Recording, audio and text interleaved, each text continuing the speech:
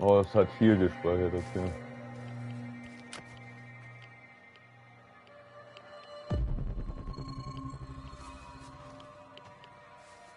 Und die ganzen Soldaten sind weg, das heißt, der Loot fehlt mir. Nice Game. Danke Game. Ehre auf deinen Nacken. Sonst ist hier eh nichts. Dann gehen wir mal in den Bunker rein. Ich drücke immer die falsche Taste für den Inventar.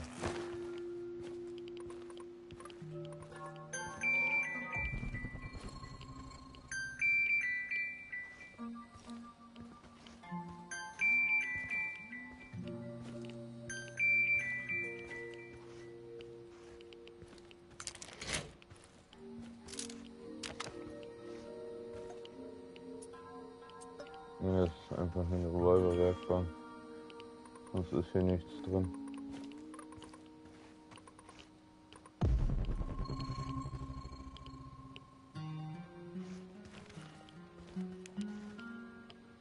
Dann speichern wir mal. Und gehen zurück in die Basis. Hallo.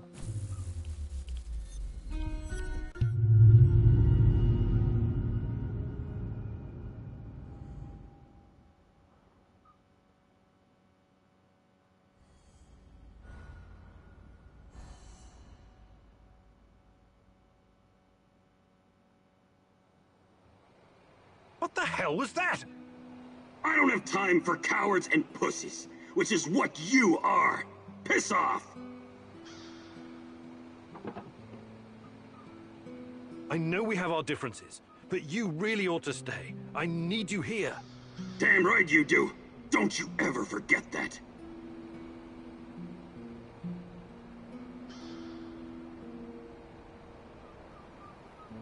Oh, Fehlschlag. Aber du hast immerhin was.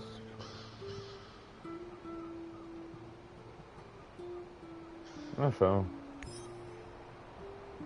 Ich esse halb, ihr esst voll. Ich brauche euch nämlich fit.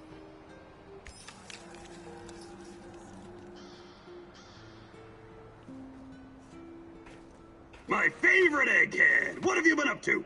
Fighting NAR, Shadows, Chernobylite, same old boring story. Your everyday stalker chores, huh? Sure. Hey, you never told me how you became a stalker. It was a fucking slow process, all right. At first, I wasn't looking for anything specific. I was a wanderer, an urban explorer. When that didn't turn my crank anymore, I started getting into dark tourism. What's that? Well, it's like visiting places that gives you chills. Catacombs, mass graves, concentration camps, mausoleums, cemeteries, dungeons, mass murder scenes. Places that always seem to be under a shadow, with all this negative energy. I can always sense it with my third eye. Well, that's a peculiar sort of holiday destination. Well, what were you hoping to find? I'm not entirely sure. It was just cool to be there. Fukushima, Ground Zero, the Paris catacombs. But when I came to the exclusion zone, something changed. I knew right away I was gonna stay here and make a living catering to my fellow tourists. Most of them were just Western idiots who needed a babysitter. But it was fucking worth it. This is me now, Mikhail the Stalker. Making a living in Pripyat, scavenging, wheeling and dealing, listening to dark voices. Cool, huh? Yes, very cool. But I'm worried about these voices of yours. Perhaps you should ease up on the radioactive shrooms?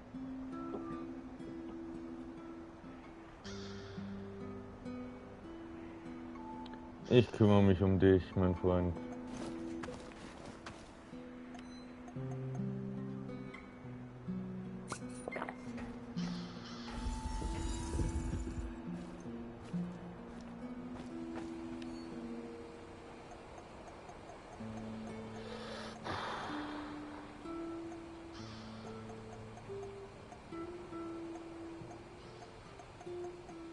Strap habe ich gar nichts gefunden.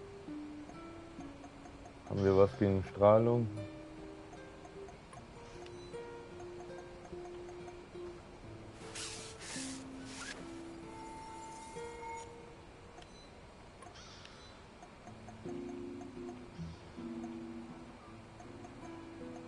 Medpack behalten wir mal.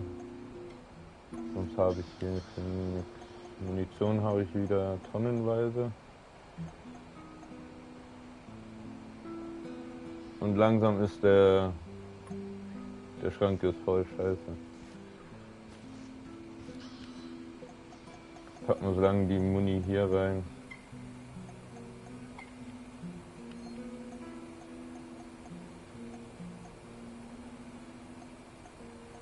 Das ist die Armbrust.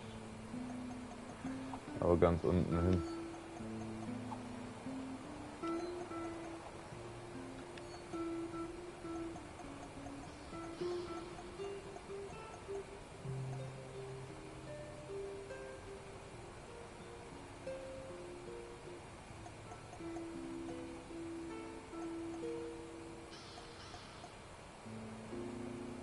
Revolver-Munition, 3 Schuss.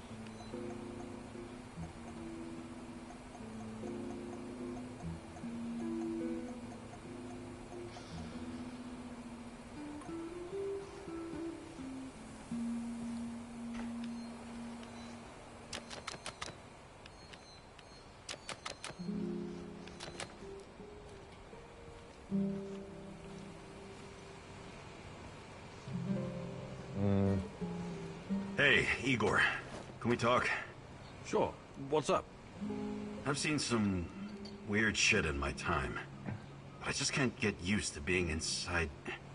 how to put it? Inside the space-time tunnel, connecting singularities. You're doing it again. Doing what? Using fancy science jargon that means nothing to me. I'm not a scientist. Sorry, force of habit. The physics of this phenomena is very complex, even for me. Trust me on that. Or maybe you're just keeping things from us. Ridiculous. Why would I do that? Because knowledge is power. Or maybe because this thing, this Chernobylite, might open a gate to hell. And you don't want anyone to know. Still ridiculous. Is it? You're like a sorcerer holding a key to the mystery of the world. Who knows? Maybe you'll end up a prophet, the time-traveling mystic of the zone. I believe in science, not magic. To the common man, they might as well be the same thing, my friend. Stimmt. Do you think you could find some time to teach? But I'll be... Maybe some... You're the boss. Wo sind die andere Dame? Da unten. How do you do, Igor? Fine. Fine, just getting ready for action. What's up with you? Before I came here, I was involved with Greenpeace in Ukraine. Oh, that's commendable. Any successes? Well, the economic climate wasn't very good at that time. We staged some protests, I even chained myself to a tree once. But in the end, the police would show up and beat the shit out of me. Don't be so hard on yourself. NGOs have always had it rough in our neck of the woods. Yeah, it was like bailing out the ocean with a teaspoon. Somebody told me that when Greenpeace first came to Ukraine, they were immediately infiltrated by the KGB. I can't believe this world. That was the Cold War mentality for you. Every foreign NGO worker is a potential spy, or asset. Some officials promised to help us build an eco-housing project for Chernobyl survivors, but in the end, it came to nothing. The construction company dug a huge hole for the foundation that disappeared with all the materials, and that was the end of it. One giant waste of time. I wish I had been born in your times, Igor. I would have done so much more. No, you wouldn't. But you probably would have gotten yourself killed. Hi, Olga. I'd be glad.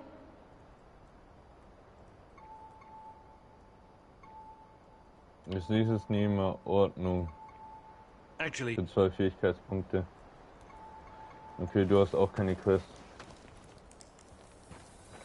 Du hast auch keine Quest.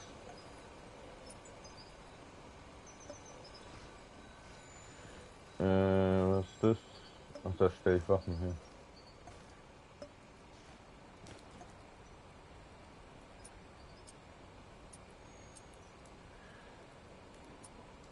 Soll ich mir echt eine Sniper-AK machen? Klingt für mich eher nach einer Ressourcenverschwendung, muss ich echt zugeben. Ist recht, da ich wieder Lockpicks brauche und gerade mal eins herstellen kann.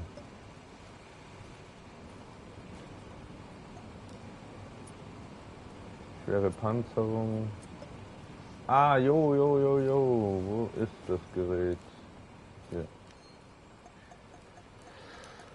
Wie viel kriege ich da raus? Ach, da kriege ich nur Chemikalien raus aus Keramik. Okay.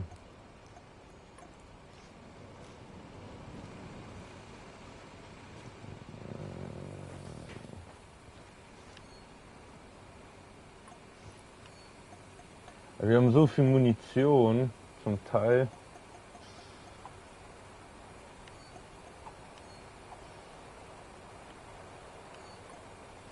Warte mal, habe ich nirgendwo... Ich habe hier doch einen Keramik-Stack.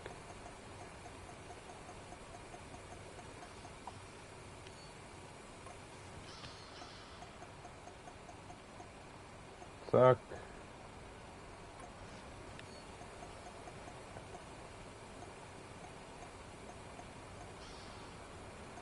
Ich habe 2 Lockpicks.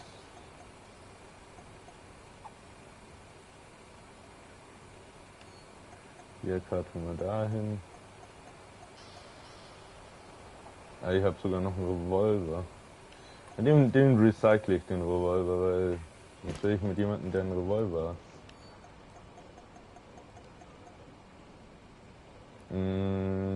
Recyceln.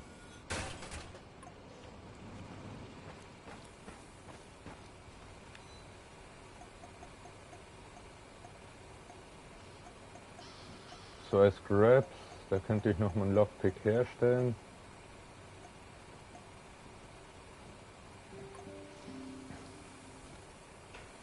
Ich muss jetzt dann wieder unbedingt auf Dingjagd gehen. Auf Schrottjagd.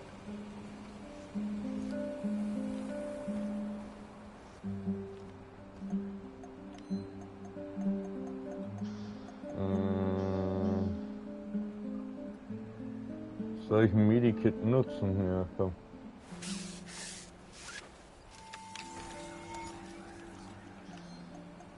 Und ein Beruhigungsding hinterher.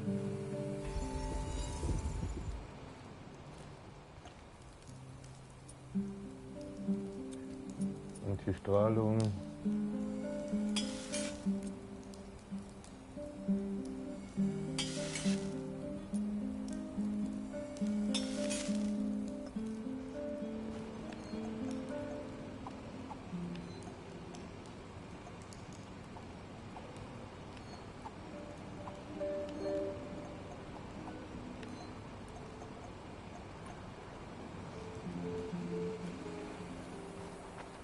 Wie sieht die Stimmung aus? Komfort, Schlafplätze haben wir, alles gut. Ich muss die Schränke aufwerten, weil ich brauche mehr Platz. Ich hätte aber noch ganz gern ein Medikit. Ah fuck, ich habe Ressourcen rausgeschmissen.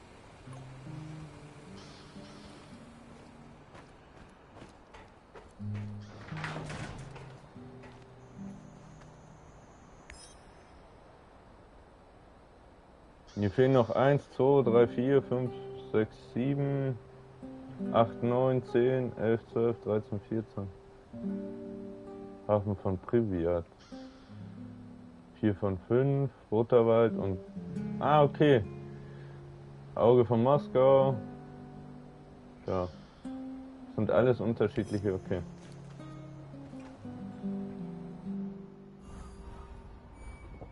Ich liebe dieses Spiel, das muss ich ehrlich sagen. Das ist richtig gut gemacht.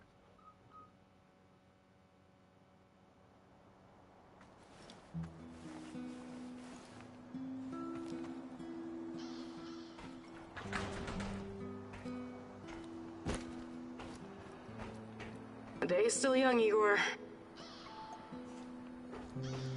Wow, it's great to see you, Igor. I've got a fan-fucking-spastic plan that you need to hear. Yeah, right, of course. Sounds fan-fucking exciting. Stop bitching and be grateful there's someone here to do the thinking when you're not around. Anyway, listen up. I think the time has come to kill off the biggest knobber of them all. Oh, the suspense is killing me. Who's on your shit list today? Drum roll, please! General Kozlov, the single biggest NAR twat of them all! Time to end his miserable life.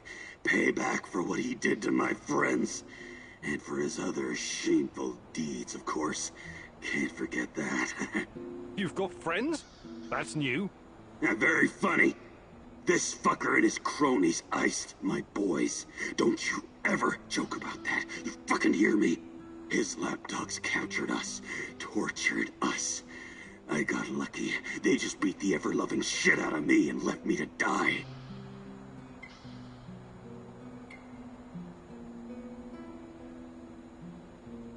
What happened? You never wanted to talk about it before. Having electrodes clipped to your dong is not something you want to relive with casual acquaintances. The 5 of us set up this warehouse together. It was me, Zina, Yuri, Ludmila, and Igor. Like yourself, we were the fucking Pripyat 5. Respected businessmen. And women. We provided, essential goods and services for those who needed them. When NAR showed up, we tried to negotiate with them. But to this decrepit 20th century commie Kozlov, we were just a bunch of hippie anarchists and drug dealers. Anyway, a perfect opportunity to exact revenge on this cocksucker's approaching. He's gonna give some kind of motivational speech to his private army of knobbers outside in Lenin Square. This sounds like a real opportunity. Taking Kozlov out is the only way to stop him from interfering with our plans. And to make him pay for his crimes, obviously. I agree on one point. Kozlov must die. But we don't have time for fun and games. Just dispose of him quickly and get out. Maybe he does deserve to suffer. And perhaps he has some intel we could use. But the only way to make sure he can't interfere is to kill him right away. That's what I recommend. We shouldn't take any chances. Let's take him out. Ideas on how to proceed? You can count on me. Got a lot of practice hunting big game. First thing to consider, the proper vantage point. NAR's camp is located in the former Palace of Culture Energetic. I assume you know it? Sure, I remember it. It's nothing but ruins now. You'll need to kill Kozlov from a distance. Goes to the Policia Hotel, top floor. There's a guard posted there, a guard with a sniper rifle. Kill the guard, grab the rifle, kill Kozlov.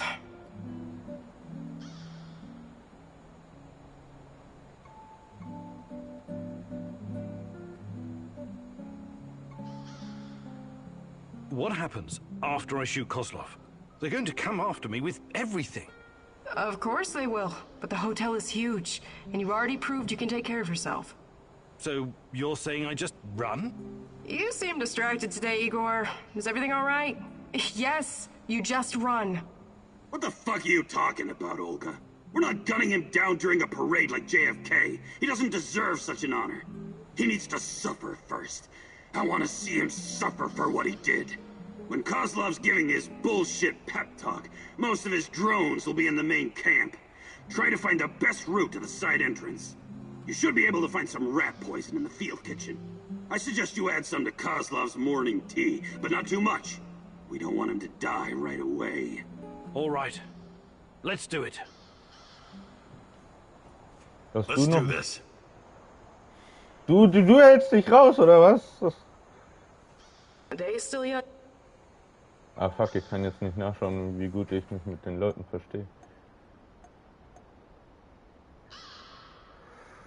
Ich speichere vorher.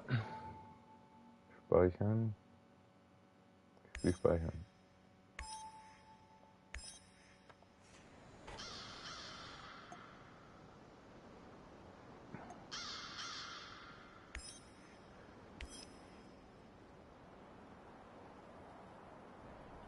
Wer ist darin? Er hat die höchste. Da hat sie 99. Da hat er 90, er 99. So, wer hat hier noch eine höchste? Er hat hier 80. Du gehst hier hin. Du gehst hier hin. Da hat er 99. Da hat er nur 66. Erfolgschance. Platz 99. Hat er 99. Gehst du da oben hin? Lebensmittelabwurf und hier ist nochmal Medizinabwurf.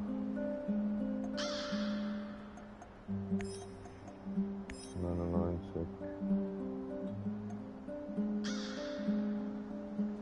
Attentat auf Koslow.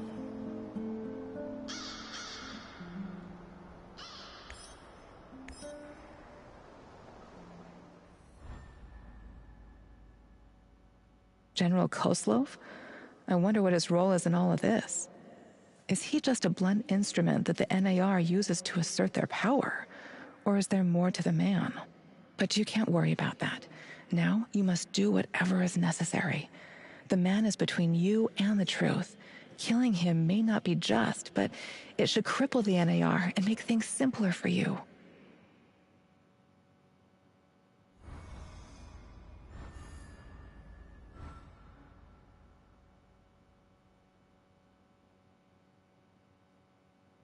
Ich will das Scharfschützengewehr auf jeden Fall.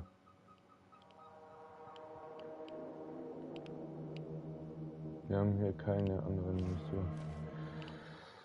So, wir machen kurz eine Raucherpause. Bis gleich.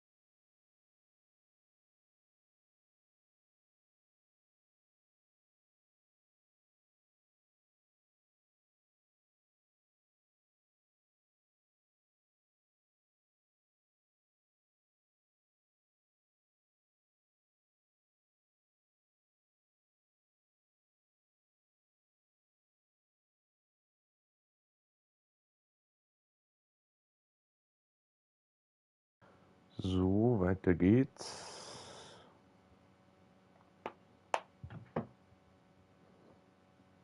Oh. Kurz meinen Kaffee hinstellen. So. Habe ich mich jetzt wieder abgestopft? Nein, gut, passt.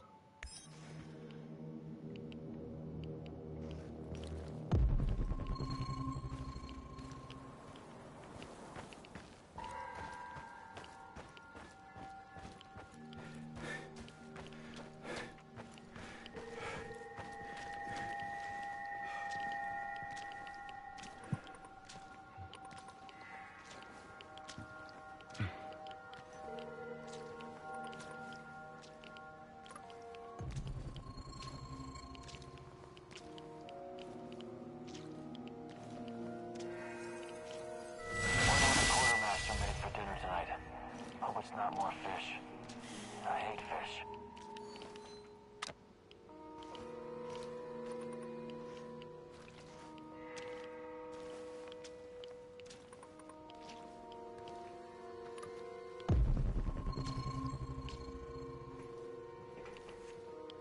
Ja, warum komme ich hier nicht hoch?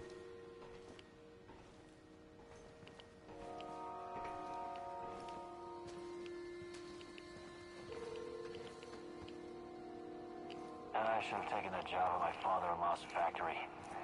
Shit. I should have brought that goddamn power bar. I'm starving.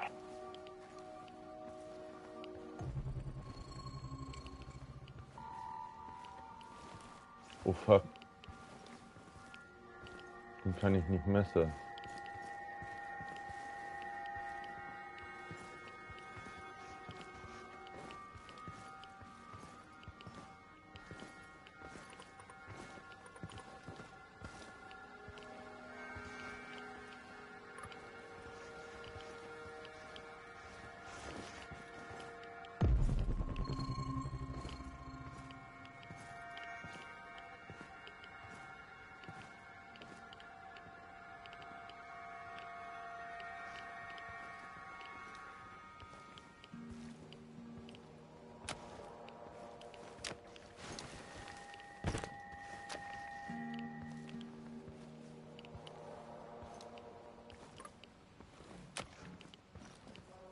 Was? Das ist noch alles cool.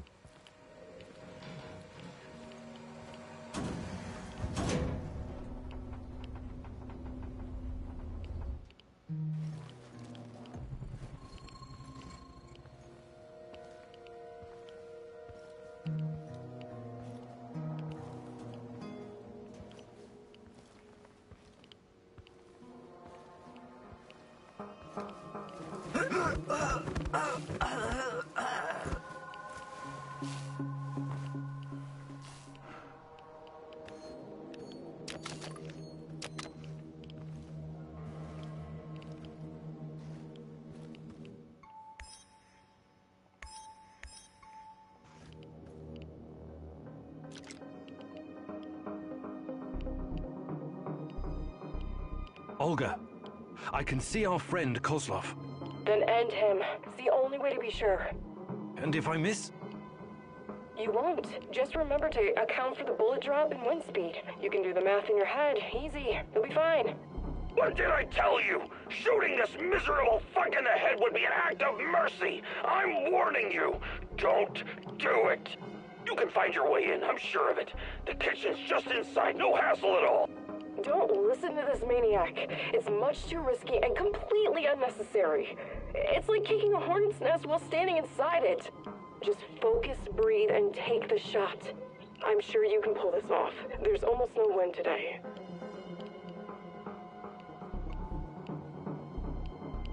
Kozlov must pay for his atrocities. An eye for an eye. I knew I could count on you. We'll go medieval on Kozlov's ass. Or at least his face.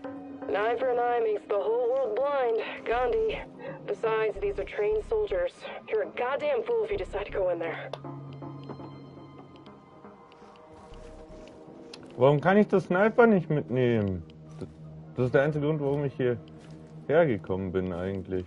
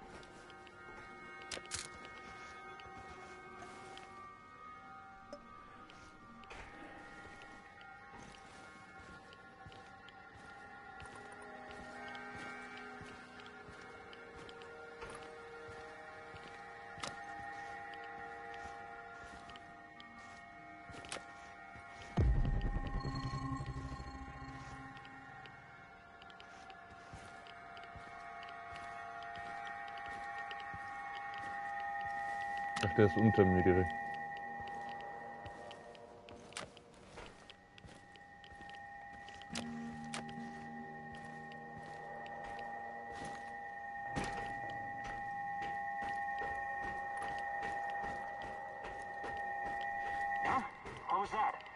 Boah, schrecken.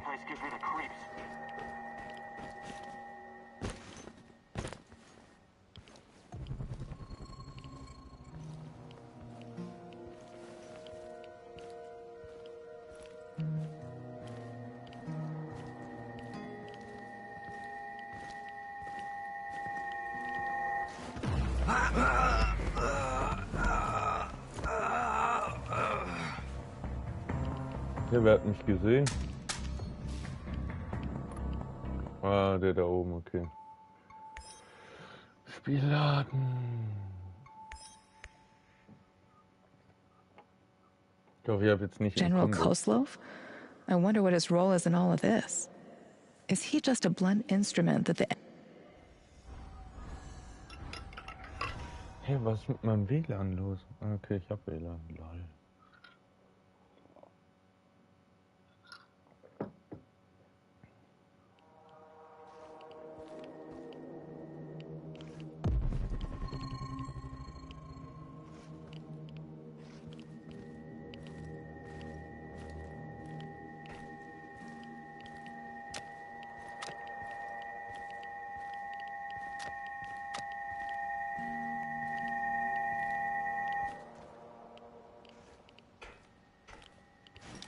Another hour gone, 3 more to go. Fucking hell.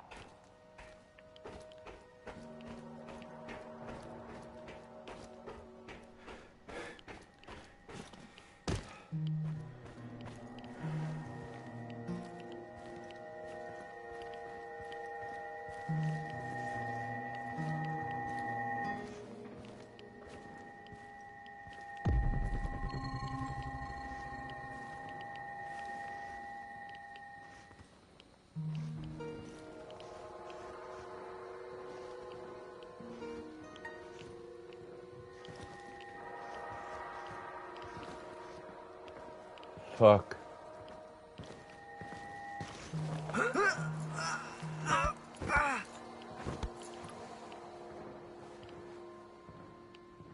Ich bin im Schrank drin.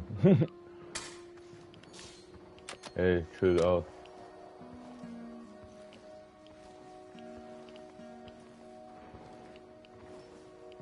Unter mir ist einer und über mir ist ein gepanzerter.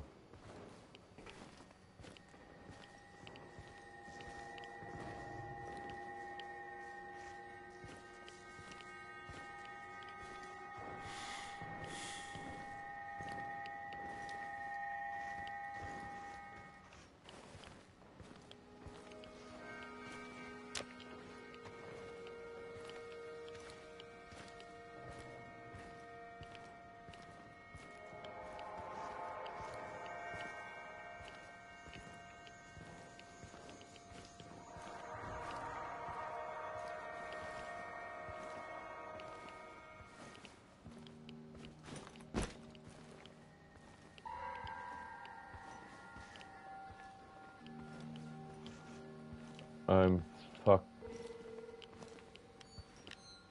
Another hour gone, 3 more to go. Fucking hell.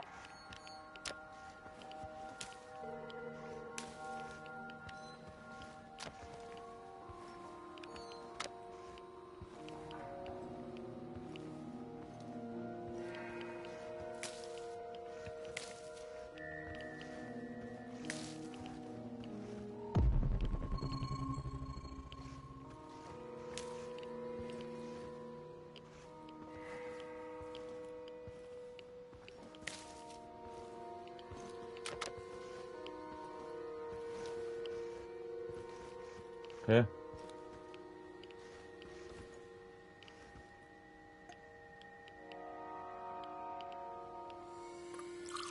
All right. This should be enough. Hasn't anyone Now, told you that apply you it should to only something eat made fresh specially fish? for him. No way he eats the Bon shit they make appetit, for the General. grunts. Fucking A! Good riddance, General. Now, get out of there, Igor. Justice has been served at last. We can't hurt anyone anymore.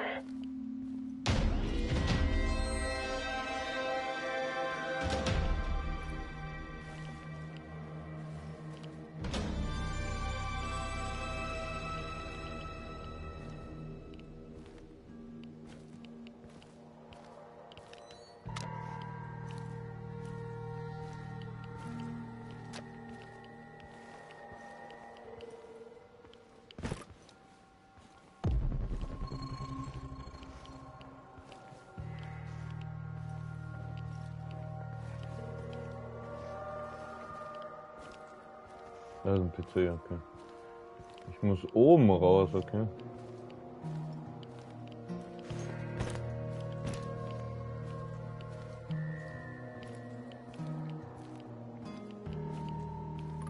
Aber ich habe meine Armbrust diesmal nicht dabei.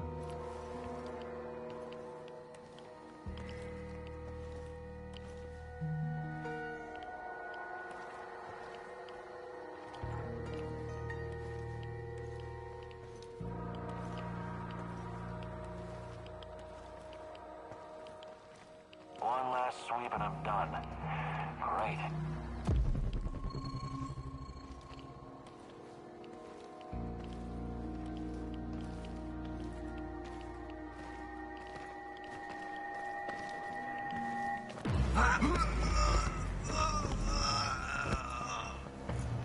Nicht dein Ernst! Er hat mich gesehen, natürlich, der wo da im Eck hockt.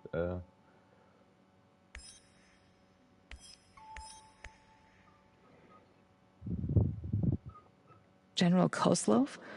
I wonder what his role is in all of this. Is he...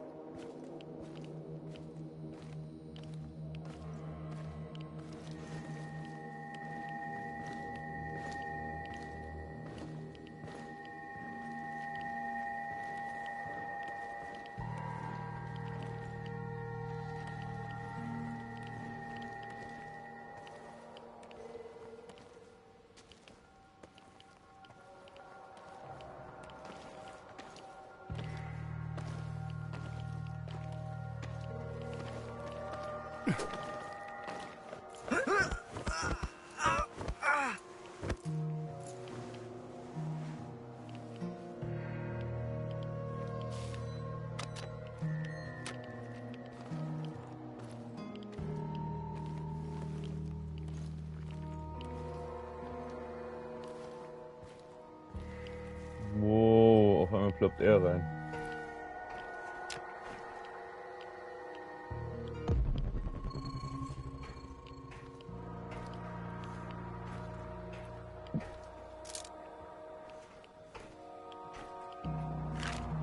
Finally, some definitive proof.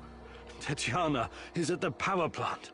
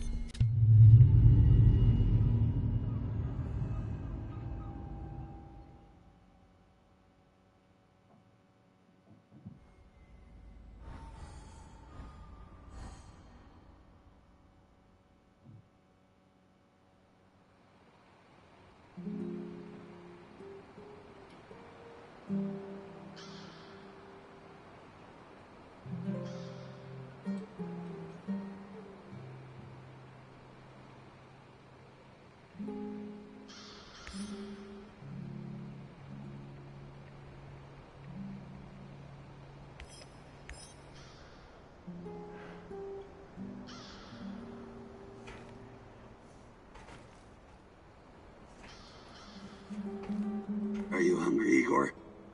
Not at the moment, thanks. Are you making something? Just kidding. The meat I've stashed away, I would never share it with you. Hell, this meat I wouldn't feed to my worst enemy. Or maybe only to my worst enemy. What are you on about, Mikhail? I've spent a lot of time in the zone. Too much time. Doing various kinds of deals.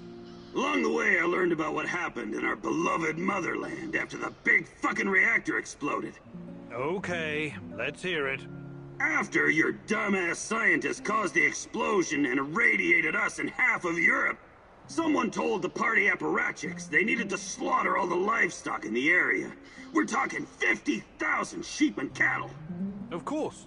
It was regrettable, but a reasonable thing to do, Mikhail. Right.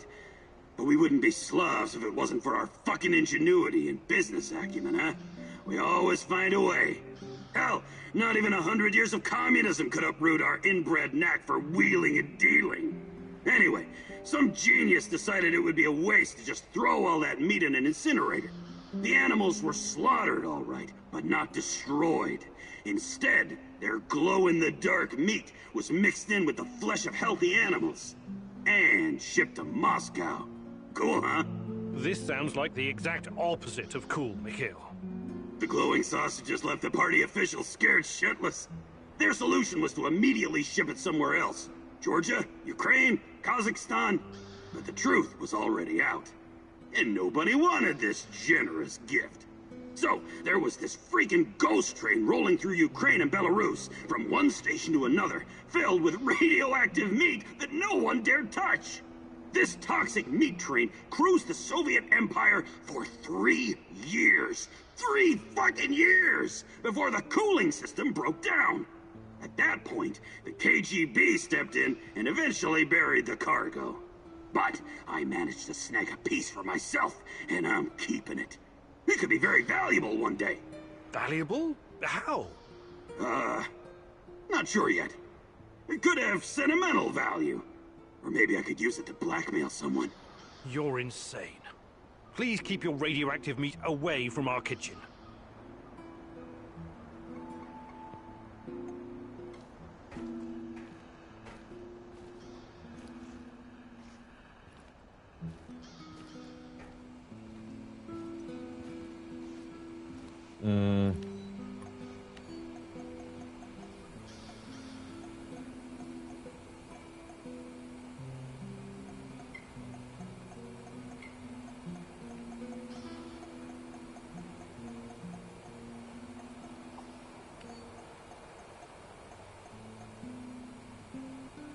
Wir haben bergeweise Elektronik.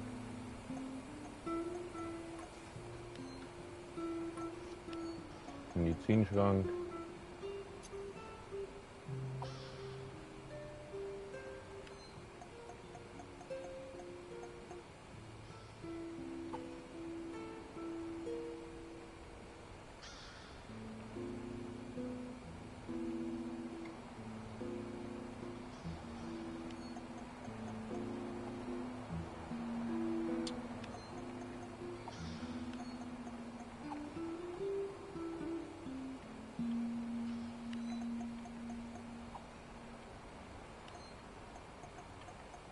Haben die Plätze getauscht.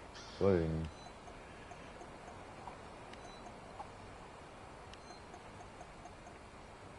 Anti-Radioaktivität. Das Zeug packen wir.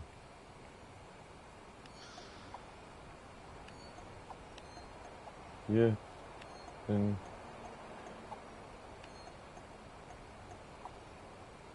Ah, fuck me.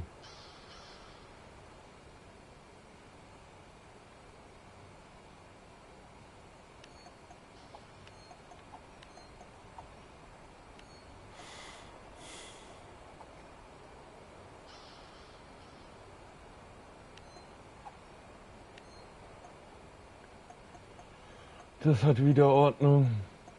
Wir haben nochmal 20 Schuss AK. Plus 4.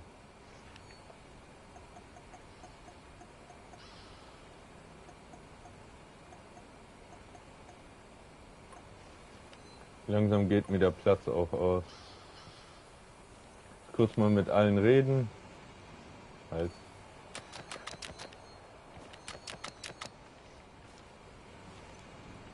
What can I do for you, Professor? Hi, Olga. I'd be... 6 Fächer, ich habe 3 Fähigkeitspunkte. Fantastic. I'm ready to learn. Oh, great huntress. No jokes. Da haben wir nochmal 6 Slots. Alright, it seems I've got my work cut out for me. This is gonna be extremely difficult, maybe even dangerous. I thought you were going to teach me how to effectively pack a bag. How could that be dangerous? Dangerous for my mental health. But let's not get ahead of ourselves. Firstly, I want to address the fact that, for some reason, I'm the only one who can teach you the art of packing. Presumably because I'm a woman. Find that sexist, extremely, and offensive. I beg your pardon? Thank you. That said, I do have some tricks up my sleeve, or should I say, up my bag, that I can share with you. Because frankly, Igor, when I look at the warehouse and how you furnish and organize it, it makes me weep. You weep? Fuck off. I never noticed. I'm weeping on the inside. My soul bleeds when I see this chaotic trash heap of grime and despair. No clean lines, no aesthetic, just a man cave reeking of testosterone. That's a little bit harsh, don't you think? But fear not, as a wise man once said, when the student is ready, the teacher reveals herself. And you're the teacher? Yes, I am. Here's the first secret. It's all in your head. What do you mean? The chaos in your head translates into the chaos in your inventory. The more organized you are, the clearer your thoughts, the purer your mind, the better your packing skills. But nothing. Don't argue. Don't deny it. Don't fight the truth. Just be silent and absorb. I'll let you think on this for a couple minutes or hours. Ihr könnt nicht nett sein, ne?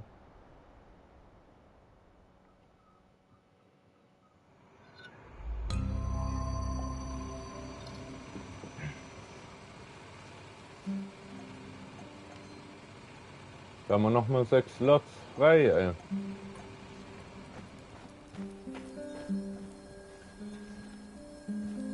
Ja, da ist er.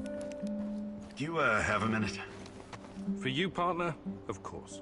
I can't stop thinking about what happened to Anton. I know. I'm really sorry, Olivier. He was one of the good guys, you know. And my friend. I can't help but wonder... If we could have done something differently to save him? You know what I'm talking about, right? Only too well, Olivier. Only too well. Do you think you could... But I'll be... Da habe ich bei dir alles, ja. Bei dir habe ich Maybe alles. some other... You're the boss, Eagle.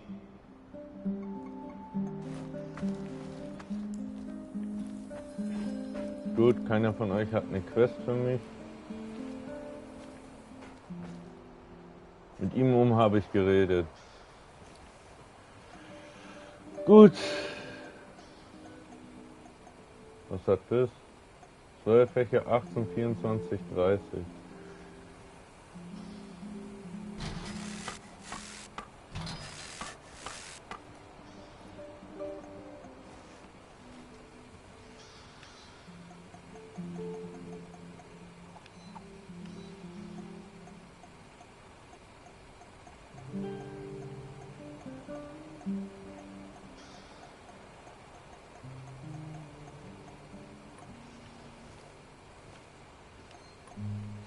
Der Schrank ist leer, ja.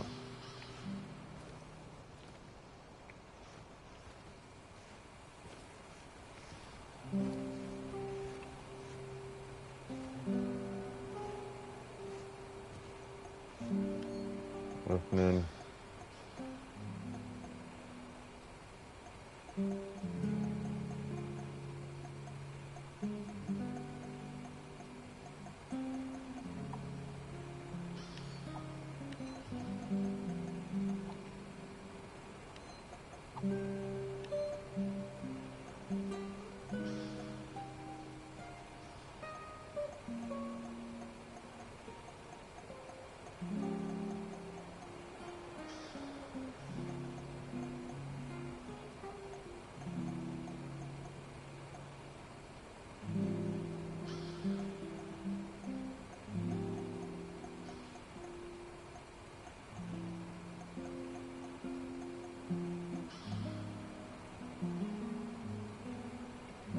Wow, der Schrank ist instant fast wieder voll.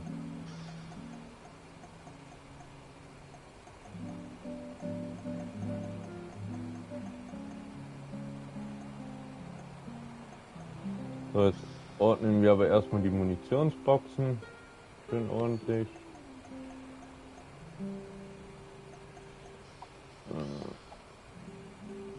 Fuck, ich kann da gar nichts ordnen.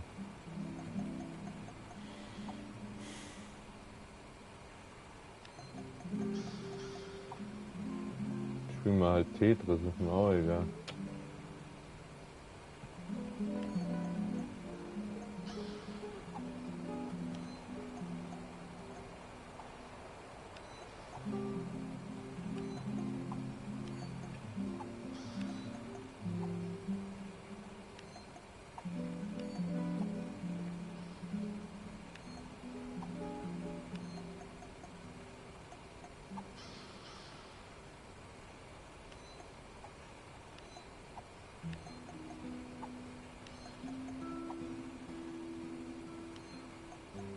Keine Kugeln immer mit.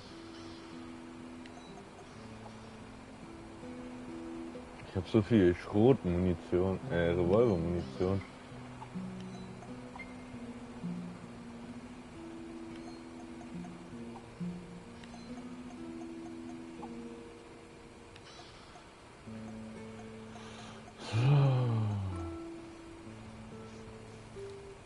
Dann wird es wohl Zeit für noch einen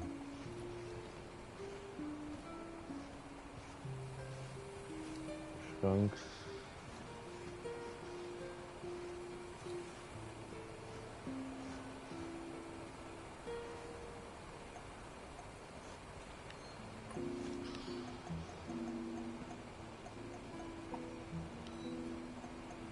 Dann packen wir hier die Ausrüstung rein, ganz einfach.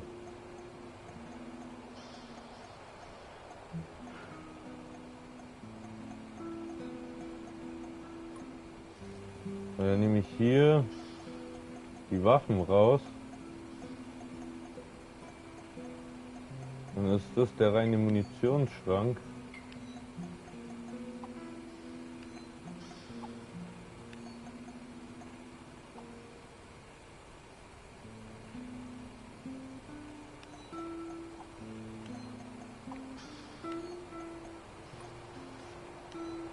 Dann packen wir hier Ausrüstung rein.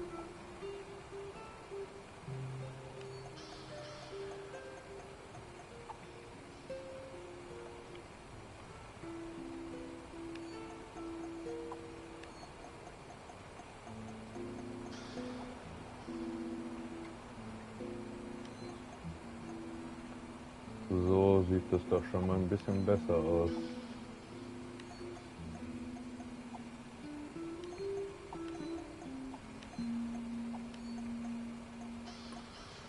So, was ist hier drin? Resources, soll ich die da drin lassen?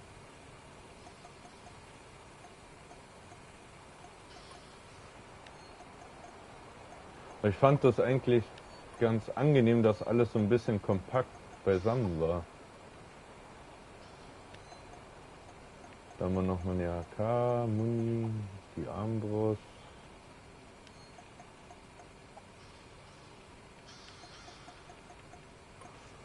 Machen wir hier rüber zur Munition.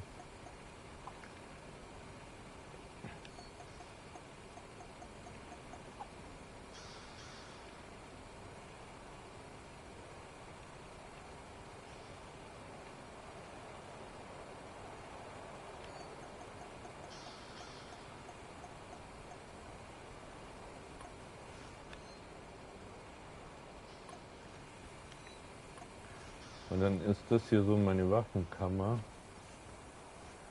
Du bist der Medizinschrank. Nee. Dich pack ich.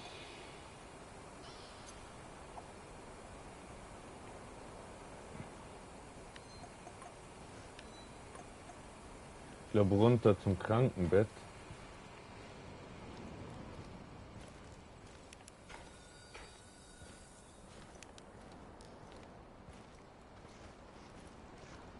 Direkt neben das Krankenbett. Kann man hier nämlich nochmal ein Krankenbett hinstellen.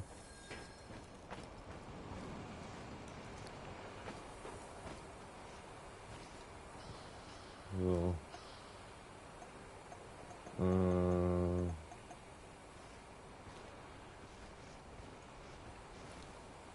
Dann machen wir hier für Resources.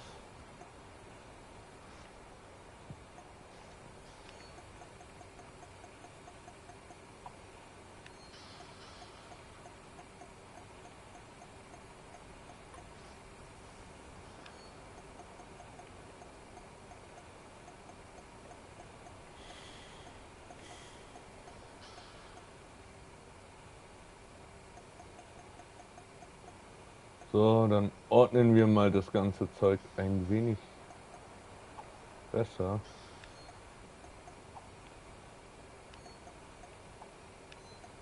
Zack. Kruzifix.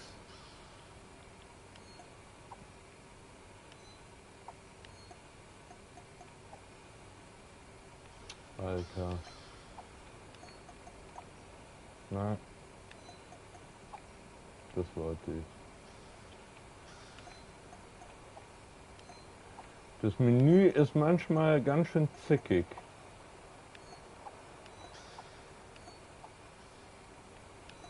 So, jetzt hat alles wieder Ordnung. Wir haben hier noch Platz für Munition, das heißt die Armbrustmuni kann raus. Und die Sturmgewehr-Munition. Dann verlagern wir die hier rüber.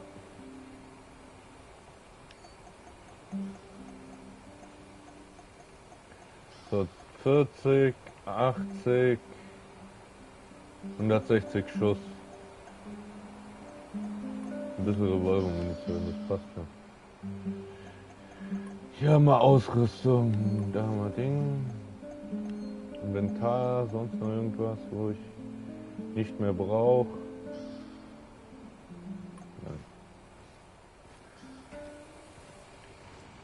Nice job. It's so great to work with someone who actually cares. I'm tired of whiny people's bullshit.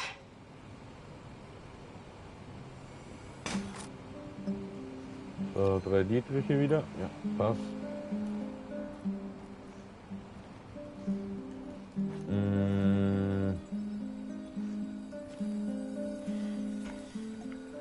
Jetzt schauen wir mal.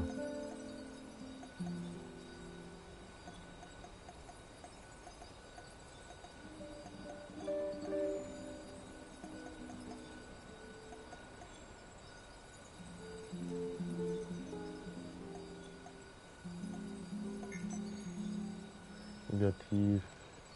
Oh.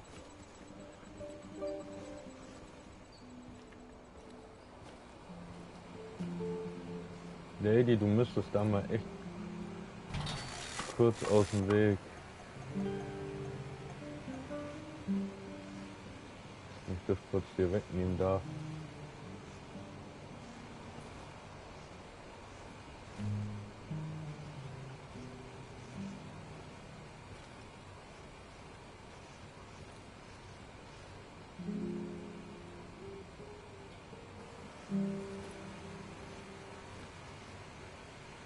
Okay, nicht so rumdrehen.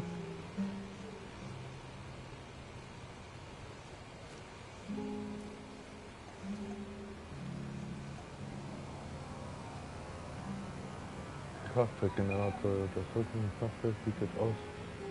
Gezeichnet Schutz, feindliche Geschosse zerfallen, bevor sie ihr Ziel erreichen. Die des schwarzen Stalkers inspiriert. Schotter, ein fortgeschrittenes Kraftwerk, das Lichtpartikel zerstreut.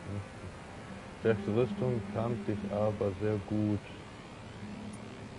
Was das negativ machen, Batterie. Das Geheimnis negativer Masse in einem fahrenden Behälter.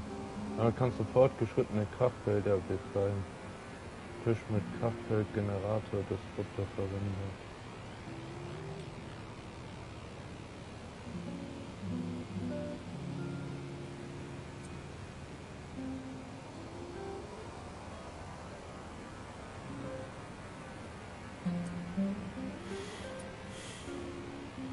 Kann ich nur eins davon ausrüsten, oder wie?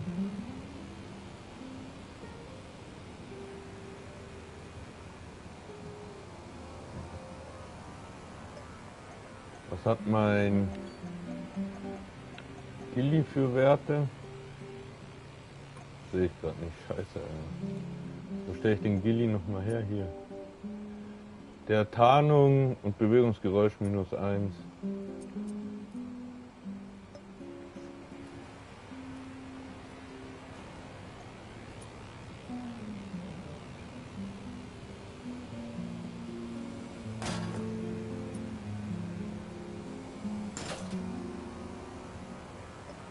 Und schon habe ich keinen Schrott mehr.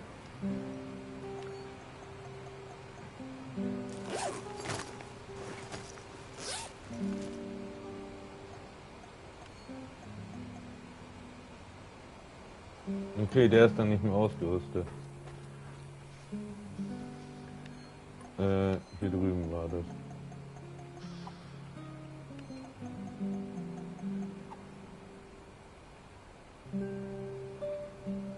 Ne, das will ich ja behalten.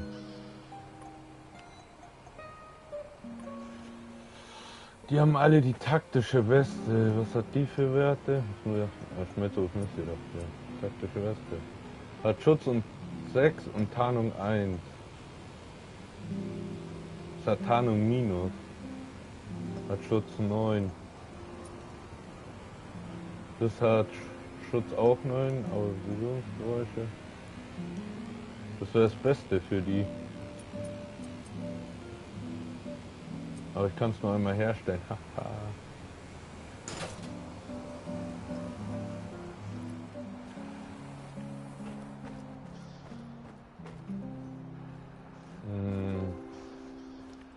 Soldatikus, wo bist denn du?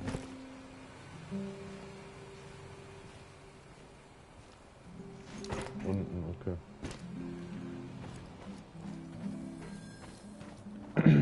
What's going on, Igor? Sure, but it... Das habe ich ausgerüstet. Schutz.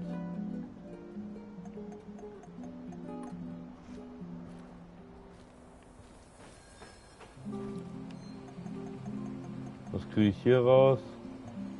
So gut wie gar nichts.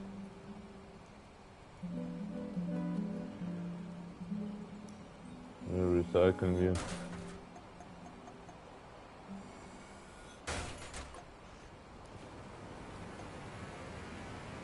Ja, ich habe eh keine Pilze noch mehr. Fuck,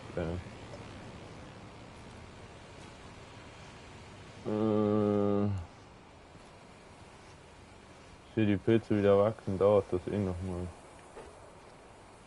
Ressourcen. Zack, zack, zack, zack, zack.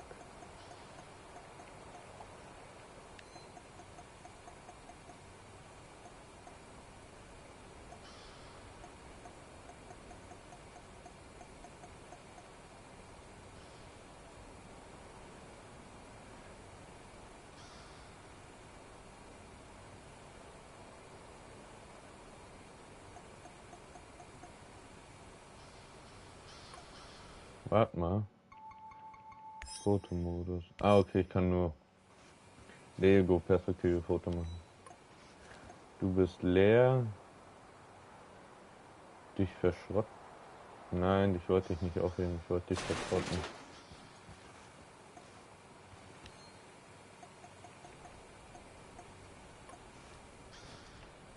Kann ich nochmal so ein Ding herstellen?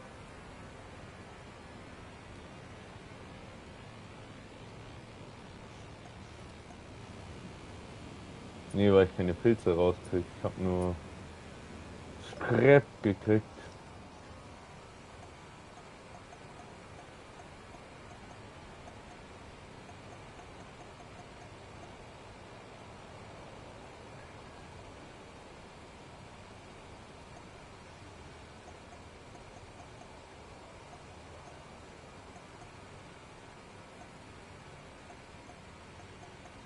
Da habe ich alles bis auf das eine.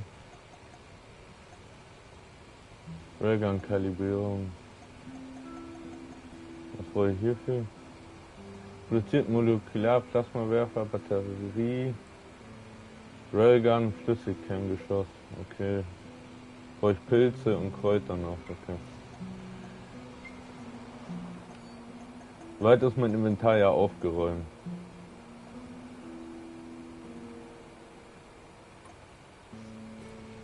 Was brauche ich für die Batterien?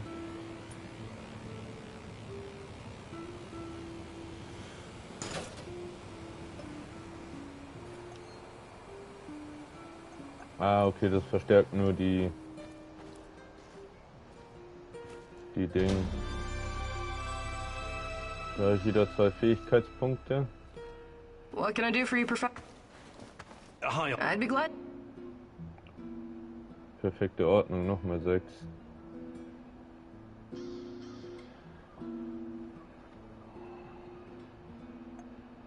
Fantastic. No jokes.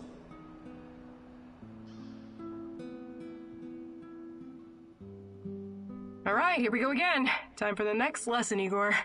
Oh, I'm sure it's going to be even more fascinating than the last one. I advise you to take this seriously. You wouldn't make fun of someone teaching you how to handle C4, would you? Probably not. Of course you wouldn't. So imagine this. Every piece of junk you stash is a brick of C4. You have to place it gently, wisely, and efficiently, otherwise it'll explode. To my knowledge, canned food doesn't... Don't interrupt! Why do you take everything so literally? It's a goddamn metaphor, goddammit! If I ever get to meet Tatiana, the first thing I'm going to ask is what she ever saw in a tedious egghead like you. You and me both.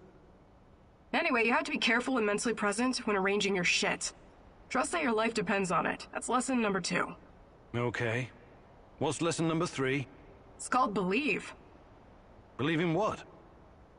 Believe that you will find whatever you need in your bag without checking. Women practice this all the time. What do you say, student? I want to... believe.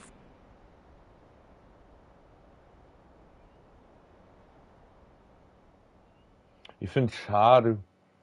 Ich hätte gern Designated. So, wir haben jetzt volle Inventarslots frei.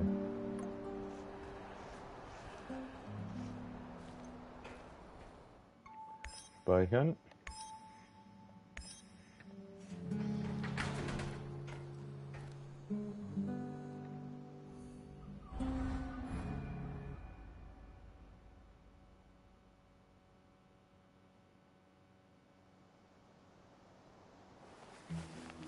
Tag 17.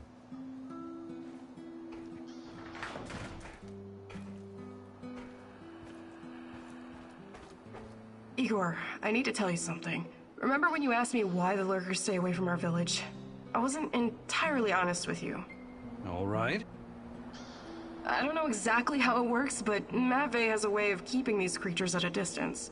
He has this strange powder. He calls it dust, but it's secret. Only a handful of people even know it exists. Dust? Why are you telling me about this? Because I can see you for what you are now. And what's that? A forthright and honorable man. Maybe a little awkward in social situations. Anyway, it'll help us in your heist. You should get your hands on some as soon as possible. Well, if it works, there must be something to it. I should definitely look into it. You should. Okay. I'll check it out first chance I get. Let's do this. Du hast mir nichts zu sagen, okay. Let's get cracking, Professor.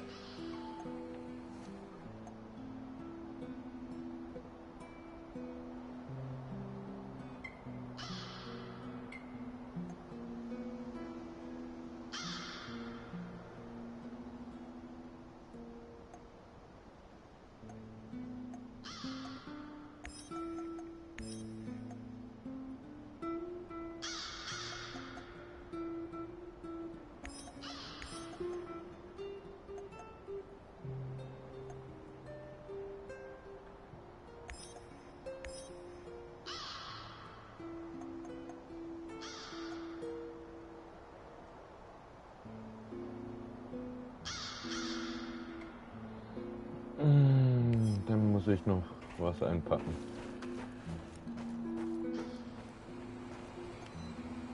Da muss man vertrauter Revolver mal weichen.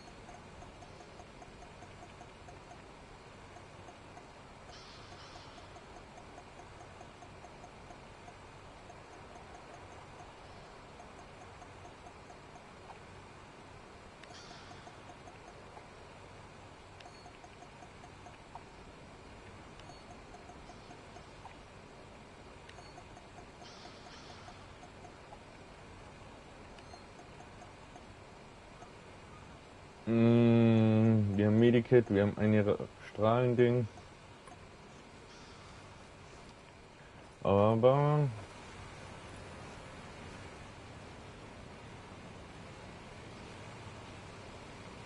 ich habe die taktische Ding zerstört. Fuck, ey. Nein, dich suche ich nicht. Schmelzer war's. Was kostet es denn? 4 Herbs.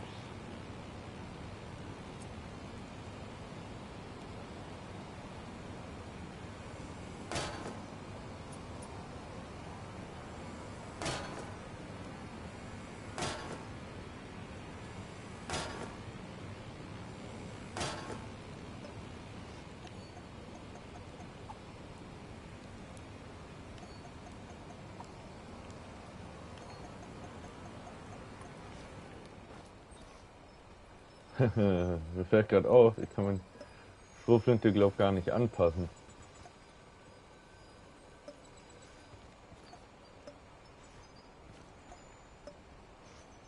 Ja, ich habe keine Schrotflintenanpassungsding. Ja.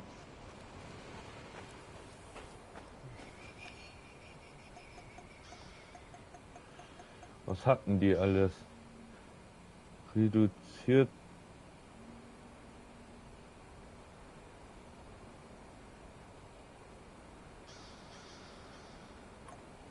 Was kostet mich die Werkbank?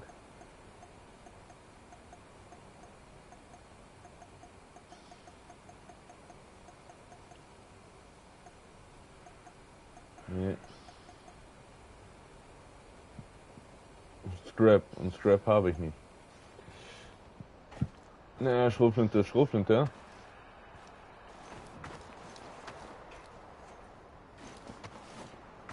Also ihr habt alle keine Mission für mich. Schwarzer Stalker.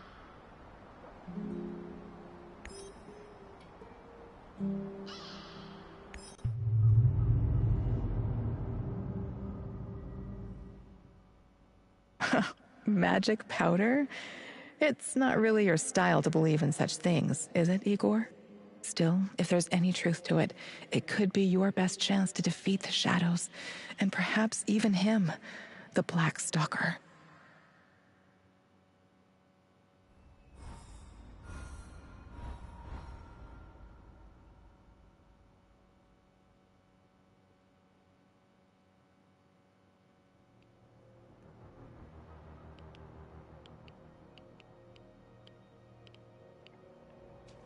Watch out for those bastards, Igor.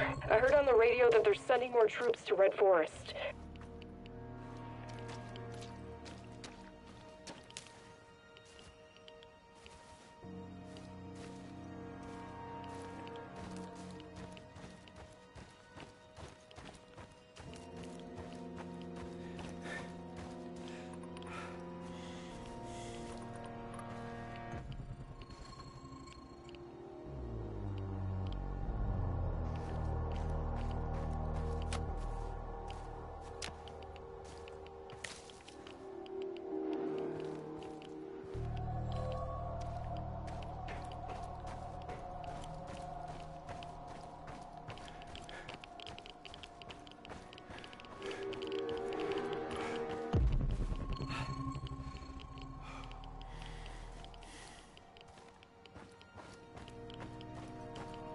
Olga, I think I found some of this... What did you call it? Dust? Stay vigilant. There could be lurkers nearby. Those things are never too far away.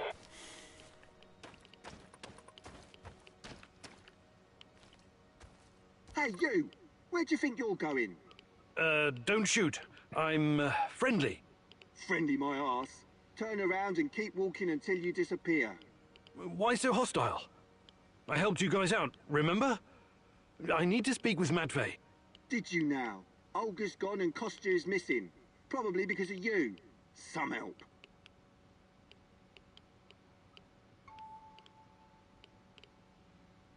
Look, I really need this dust. Maybe we can work out some kind of arrangement. No can do. There's too much going on right now. Kostya and Matvey are both gone. I don't give a toss about Kostya, but Matvey is a different story. At least we know what happened to our kin. Fucking NAR bastards.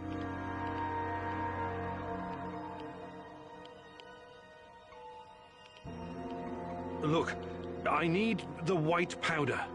White powder, eh? And you're a cokehead too. We don't do drugs around here. We live healthy, clean lives. Now, wait a minute. Just kidding. I know what you mean. The answer's no. Okay. I'll be going now. Good idea. Make yourself scarce, friendo.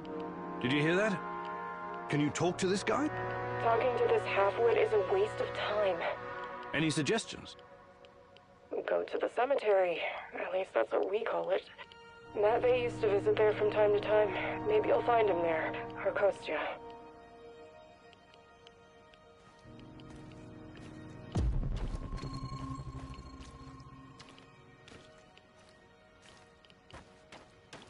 Oh, in einem Knochenpulver, okay.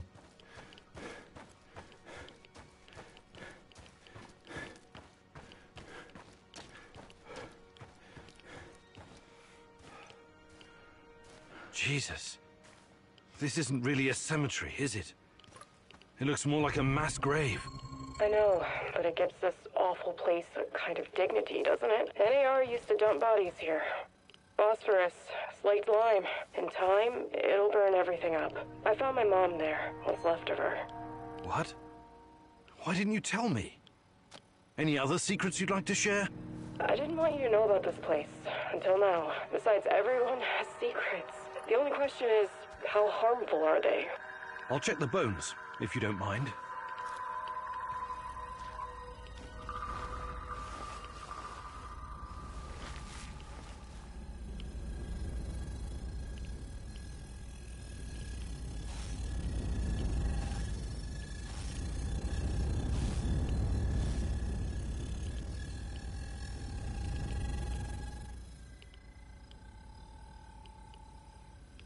Unbelievable.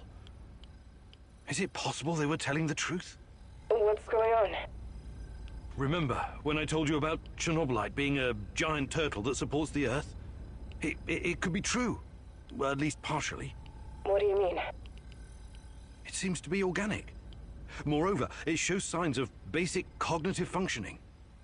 To put it plainly, it learns. That's why it avoids the lye and phosphorus. Incredible. That explains why the shadows won't touch it. I have no idea how Matvey came up with this, but he hit the jackpot. You can tell me the rest when you get back. Bring the dust. I told you to return to the What? UK, Igor, but I see you didn't listen. Well, it's understandable in a way. You're constantly interfering in everyone's business. You're the wild card of the zone. There's no telling if you'll end up on the side of the heroes or the rats. You're talking gibberish.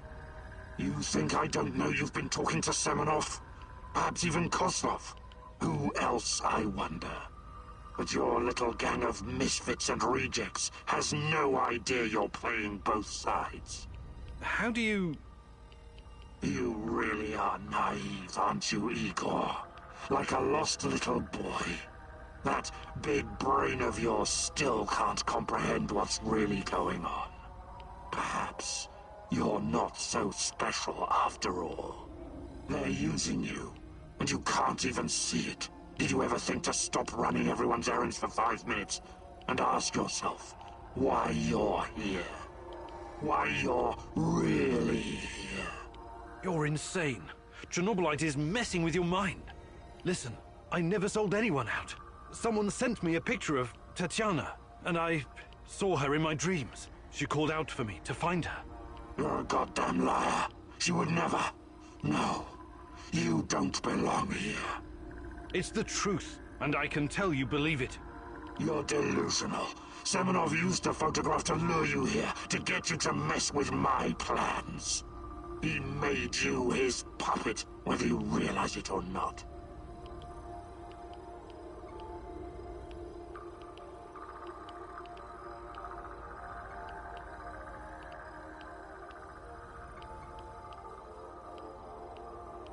Semenov would never... But I saw Tanya myself. She spoke to me. Do you expect me to pity you? Ha! Semenov orchestrated your big return, and you fell blindly into his trap. I guess I can't blame you for that. Your intentions are noble, but your naivety is downright dangerous. It's too bad you can't see it.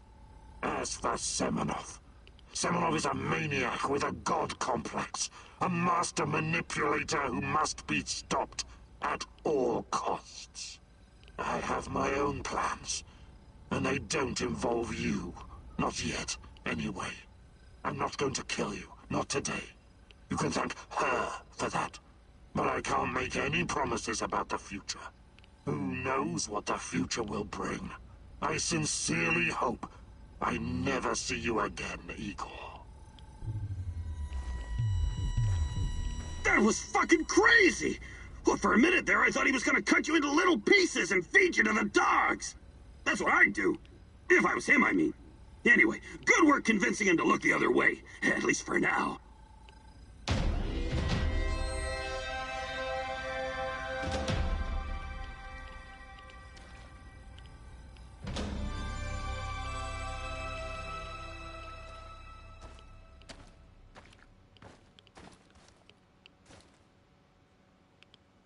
Okay.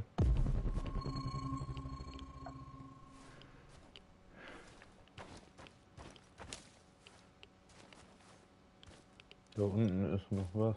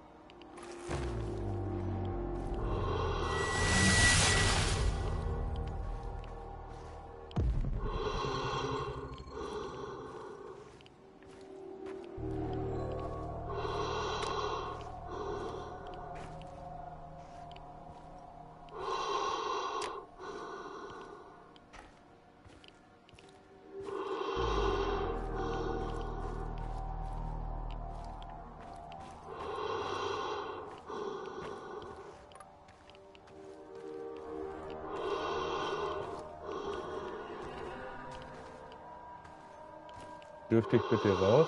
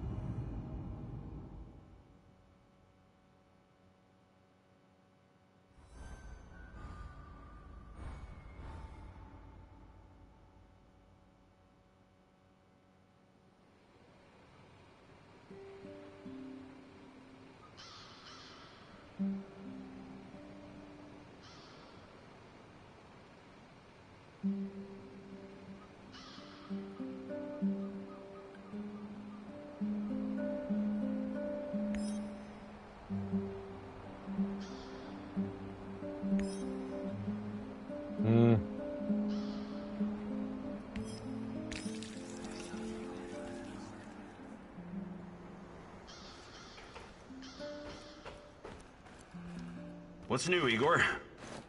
Nothing much. What about you? Still thinking about Anton? Yeah, we had some great adventures together as mercenaries. I remember Anton talking about Kashem. What was that all about? Kashem was a nasty piece of business. How much do you know about the civil war in Syria? Not much. I've had other things on my mind. You and the rest of the world. Nobody cares about those people. For the big players, Russia, the US, China, most of these war-torn countries are nothing but a playground for testing their weapons and making policy. It's called war by proxy. Us mercs usually play a supporting role to the armies on the ground, supplying intel, equipment, and tech. There's an unspoken rule that we never attack each other directly, but sometimes we get in each other's way, and then things can get out of hand. That's what happened in Kashem. Assad's forces, backed by Russian mercenaries, clashed with the SDF, which was supported by the US. The US used dozens of drones, fighter jets, and helicopters to pretty much annihilate the opposition. Anton and his mercenary buddies weren't equipped to deal with that kind of air superiority. He watched some of his friends die, and came close to getting killed himself. I admire your bravery and dedication, Olivier. And Anton's. Still, I can't help but wonder why we keep killing each other over some godforsaken strip of land. It goes against everything I believe. And I admire your idealism, Igor. But you're in the minority, and sometimes violence is the only way to solve a problem. That's something I think you're going to learn in the near future.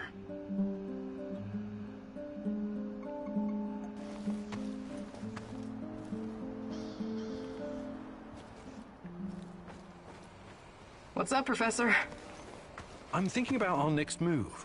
I'm tired of all this thinking and planning.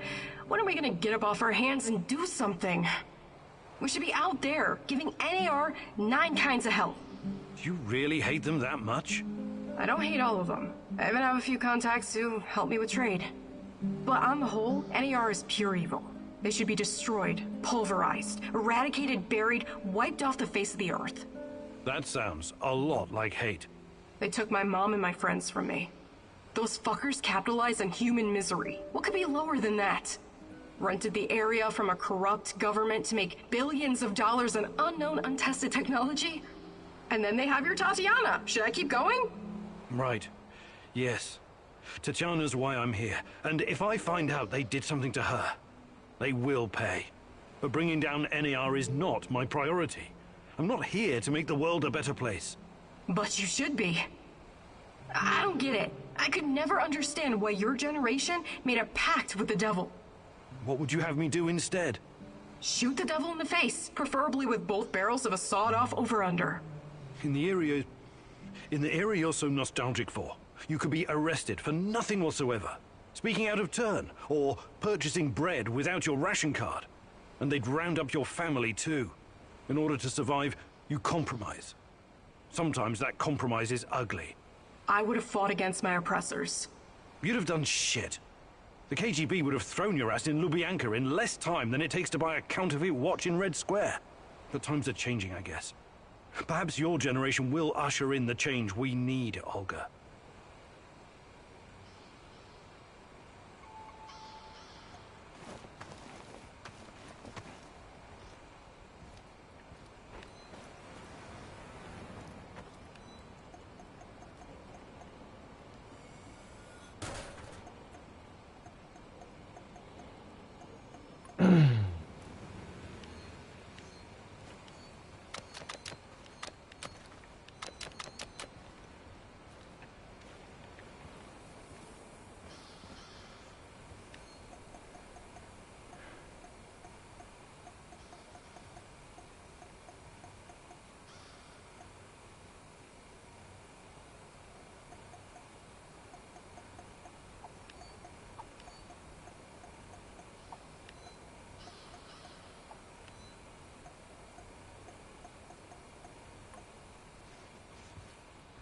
Mädchen, du bist dezent im Weg, wenn ich dir das so mal ins Gesicht sagen darf.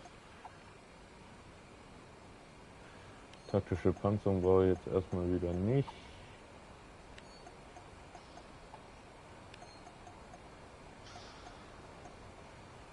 Ich habe keinen Platz mehr für meine Schrotflinte, fällt mir gerade auf.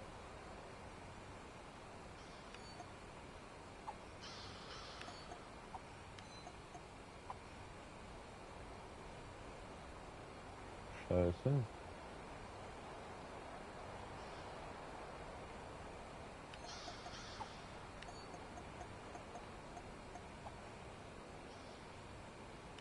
Halt, das ist eh mein Revolver.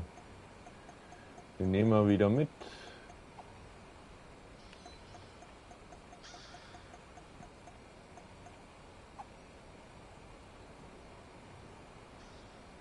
Muss wieder rüber.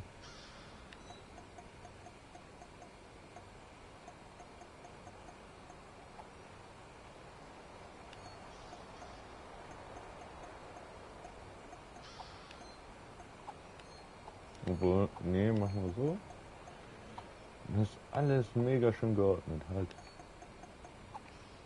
Zack. Pumpeng, ja. What can I do for you, Nein, sorry. Ich habe nur einen Fähigkeitspunkt. Da kriege ich nichts bei dir.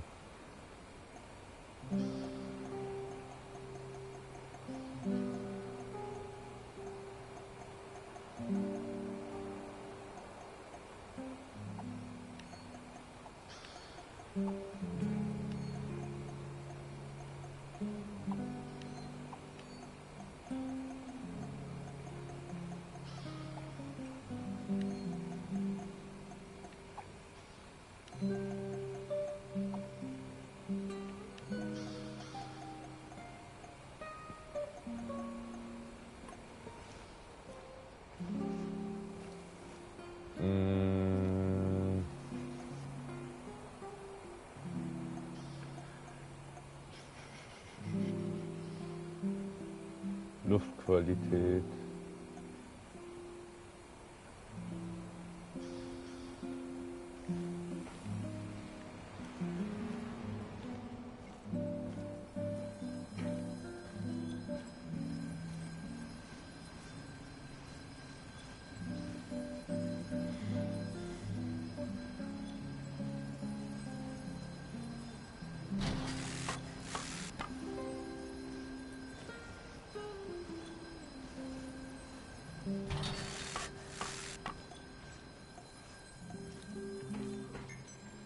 Überlegt gerade. Mal bin ich so weit ausgestattet, dass es mir eigentlich komplett egal sein kann. Ja, schau, da fehlt mir Schrott und Ding.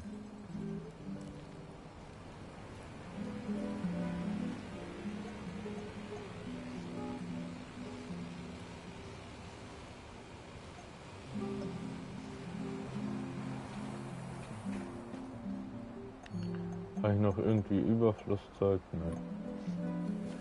Halt, stopp.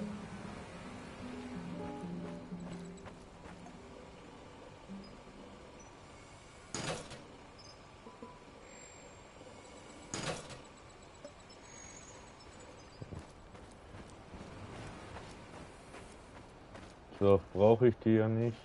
Ich habe mit dir geredet, ich habe mit ihr geredet. Wo ist denn der andere? Glaub nicht. Namas fucking tay, Igor! And good day to you, Mikhail. I saw you fooling around with some cards earlier. Are you a gambling man? These are tarot cards. Huh? Are you moonlighting as a gypsy? Where's your crystal ball? Oh, let me think where I left it. Oh, now I remember. It's up your asshole. You don't like anything that doesn't fit with your mind-numbing scientific worldview, right? I don't like superstitious nonsense without any basis in reason or fact. You can bet your skinny little ass there are things around here that can't be easily explained. You should keep an open mind instead of just burying your face in books. The tarot can be a powerful fucking tool if you let it. Okay, I'll bite. What does the tarot say? I actually already pulled a card for you today. The Lovers! Nice! This card can have multiple meanings. There's the obvious one. Me and Tatiana? Very good. But it also means having to make a choice. One that will have consequences you cannot foresee. I'd have to pull a second card to get into it. Should I do that, Igor? I think I'll stick with my mind-numbing scientific worldview. Thanks anyway.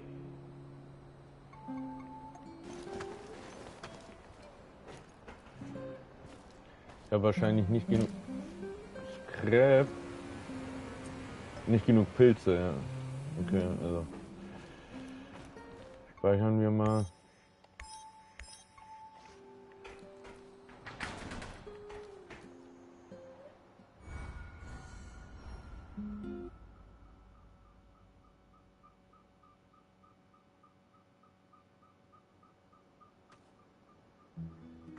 Tag 18.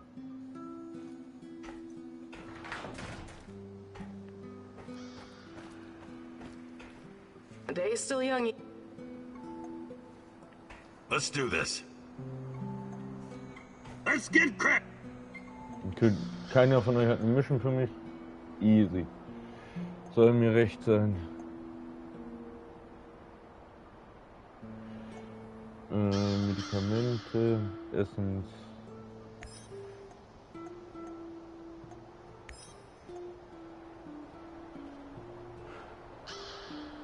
Essen.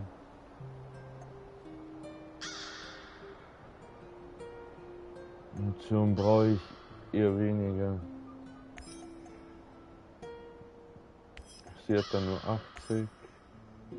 Sie hat überall nur 80. Was ist da los?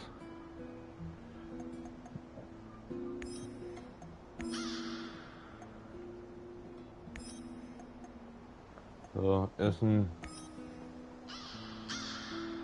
Pripyat, Kettenreaktion.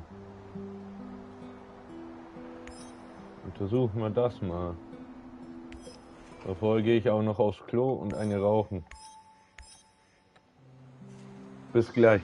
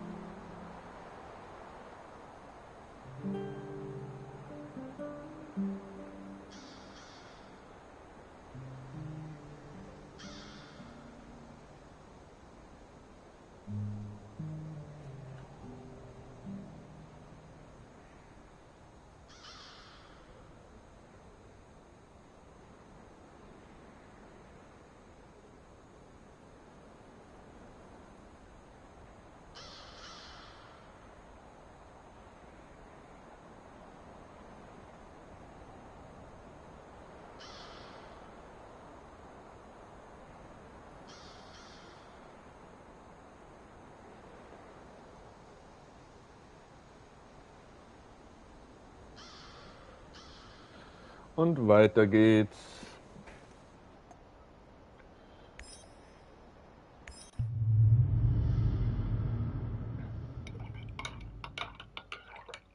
Could this be a turning point, Igor?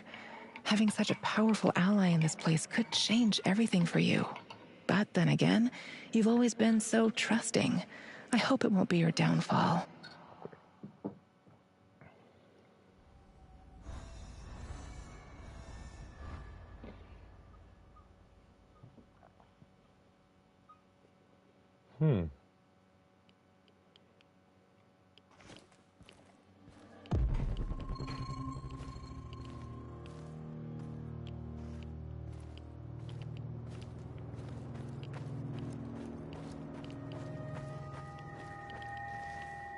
Oh, diesmal sind es 2.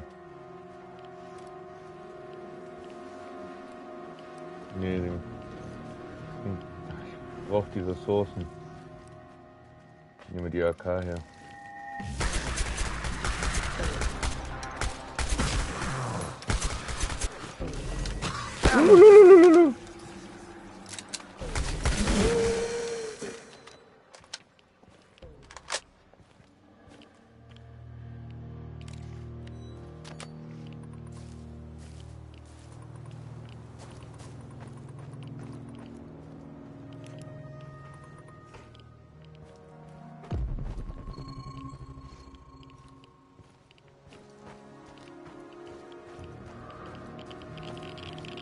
Oh, radioactive.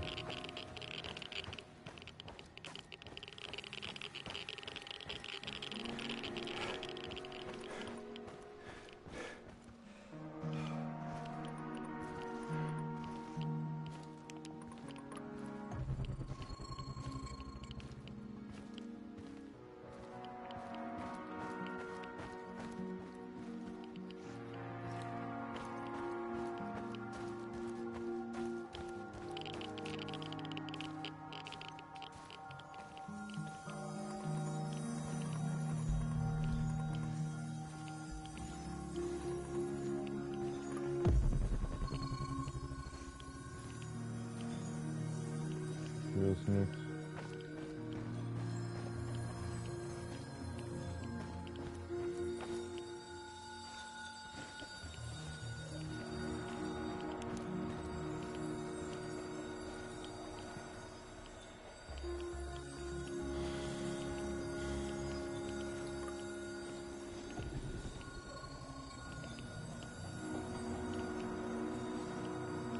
Hier ist nicht viel.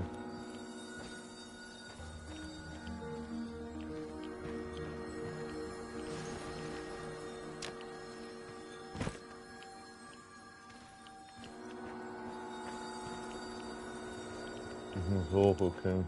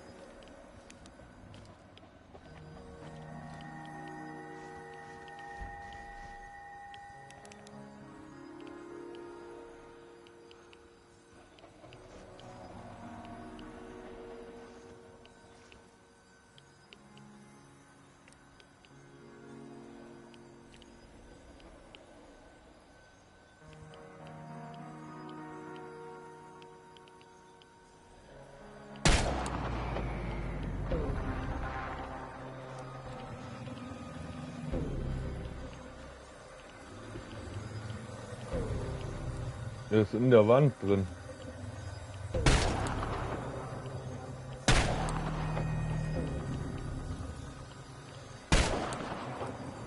Nee.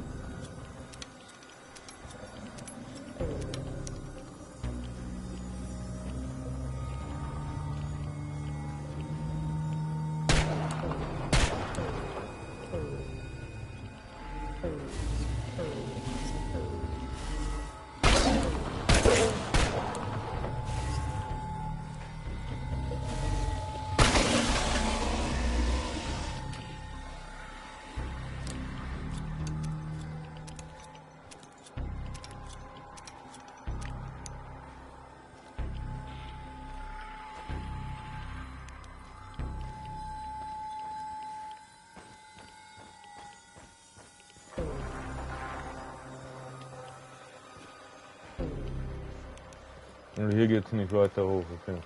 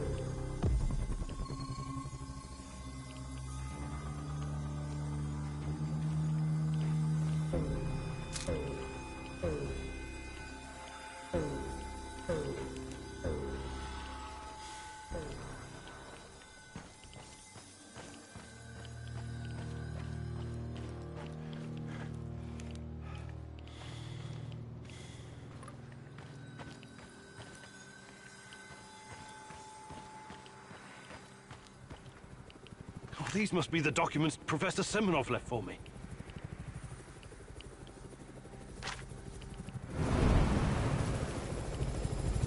There's no escape from that roof. Your technology is useless. You're going down. Get him! You have no idea how determined a man can be. I'm not going anywhere.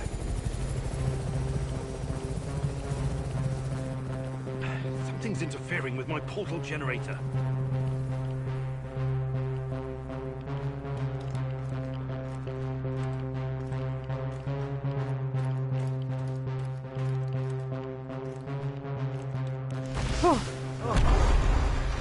Was hat sich da verschlagen?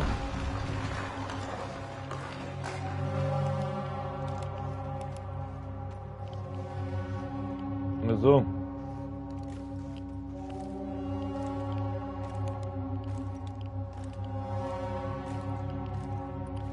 Ah, this is what's blocking my portal generator. I should have spotted it sooner.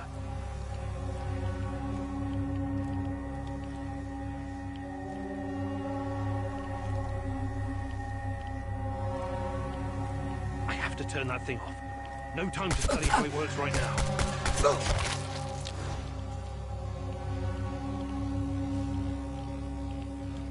It must be interfering with there's more than one jamming device. Oh, they really put the effort into setting this trap.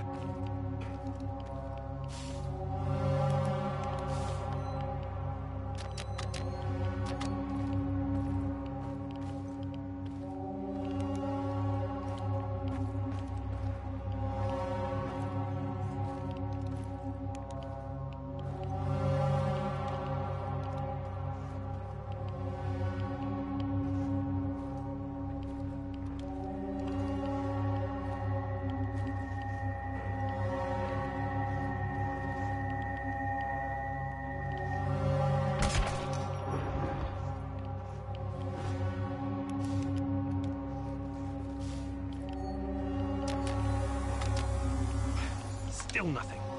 Have to find the other device.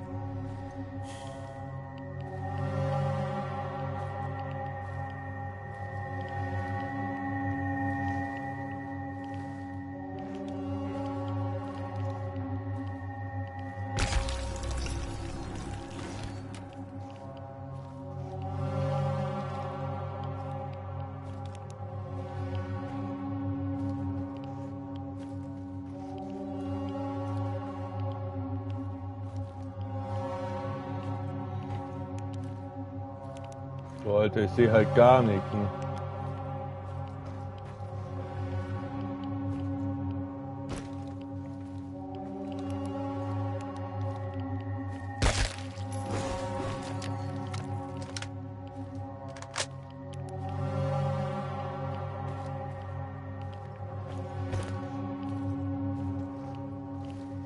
Ich trau dem Typen echt nicht.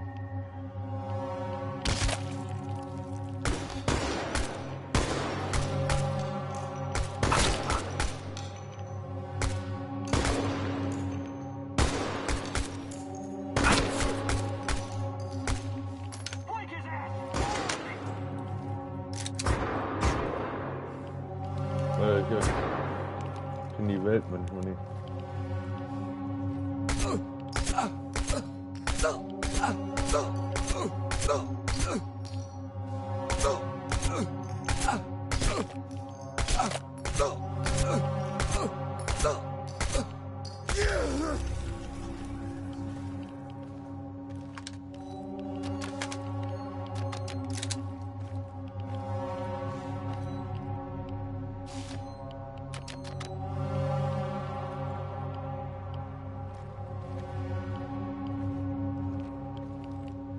Da ist ein Stockwerk über mir.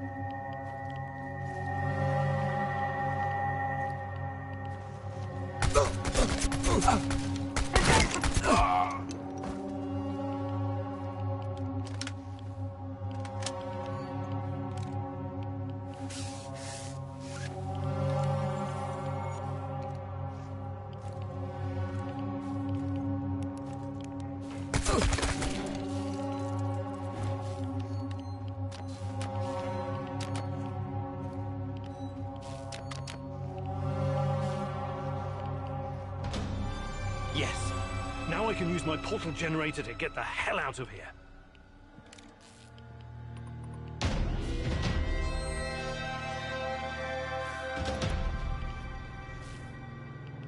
Wo liegt denn deine Knifte? Hier.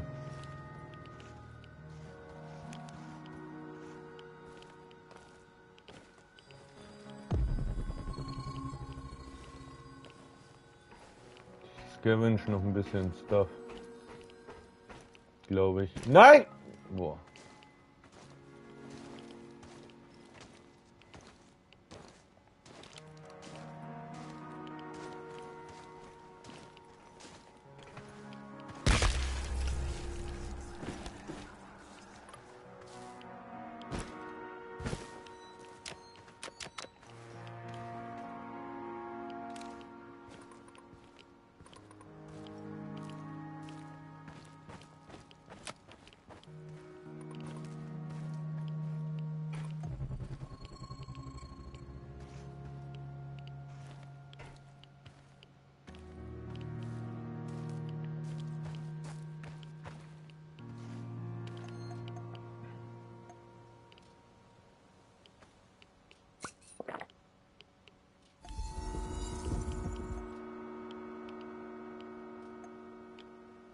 Habe ich nicht noch einen Wodka oder so?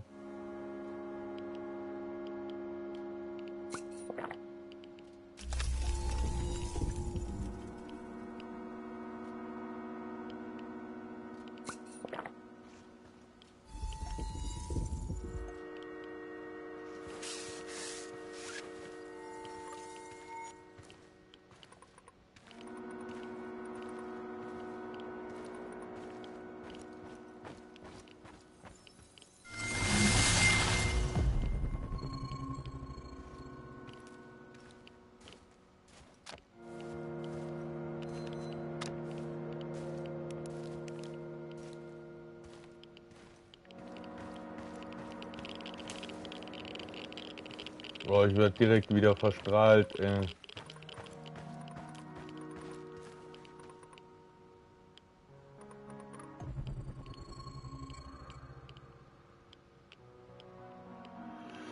Der scheiß Scanner könnte sich mal schneller aufladen, das wäre eine Wohltat.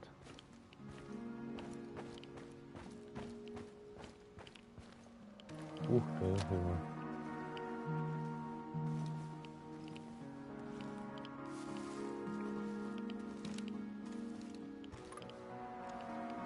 I hope we run into some rabid dogs. I've always wanted to shoot a dog.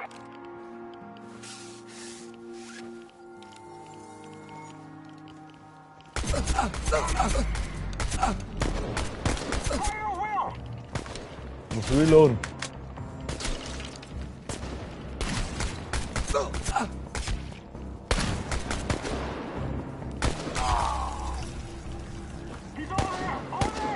I detected the echo of a recent wormhole.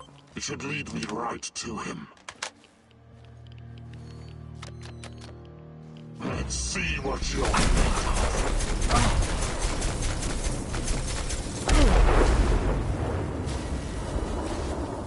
of. Ich hab meine ganze Muni verschossen. Geil, ey.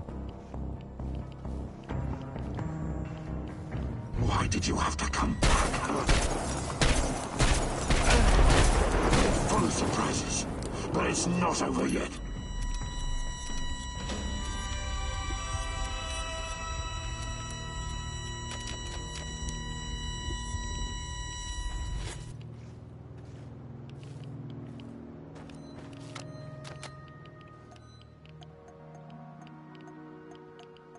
Ich habe auch nur noch ein Medikit.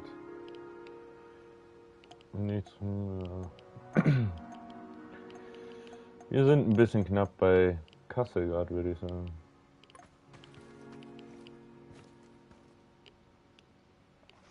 So, was Gesundheit angeht zumindest.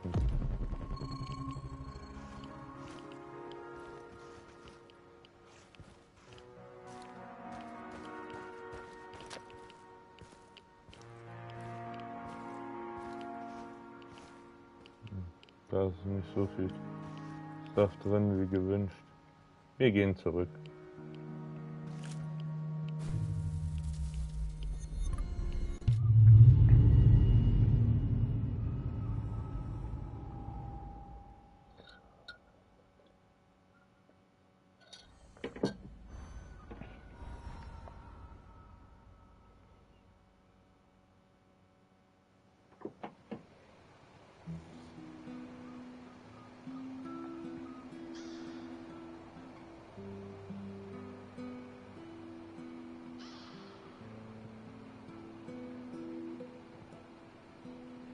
Nice.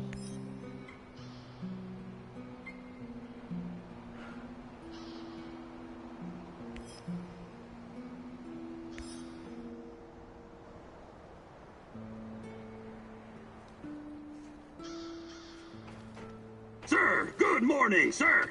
Stop calling me sir. What do you want, Mikhail? I'm just fucking teasing you, man, because I'm bored. You used to live in England, didn't you? Eating your full English breakfast, drinking Darjeeling tea, scooting around in your Aston Martin, sipping martinis, mingling with high society. A regular James fucking Bond. I eat porridge for breakfast, for Christ's sake. Relax, I'm kidding. I did a piece of business with some Brits once. Good blokes. They drank Stolichnaya with Red Bull. Loopy fuckers. Why are you wasting my time, Mikhail? I knew a guy once, when I used to do business in Moscow. This guy wasn't a Brit, he was Scottish. I think his name was Daniel. He was absolutely fascinated by the Moscow sewers. Daniel was looking for a guide, so I took him on a tour of the underground. Told him some really top-drawer fucking tales. About nuclear bunkers under the Moskva River where Putin will hide when the zombie apocalypse comes. About the lizard people from Zeta Reticuli controlling the amount of sugar in your Starbucks coffee. He was a tad skeptical, though. Reminds me of you. And that worries me. Why? You've spent too much time in the rotten capitalistic West, comrade. You know what I mean. Anyway, I hope our humble way of life isn't too much of a shock for you. Oh, trust me. I'll always be Ukrainian in my heart. Great! I'll drink to that. Yeah, as soon as I find something better to drink, that is.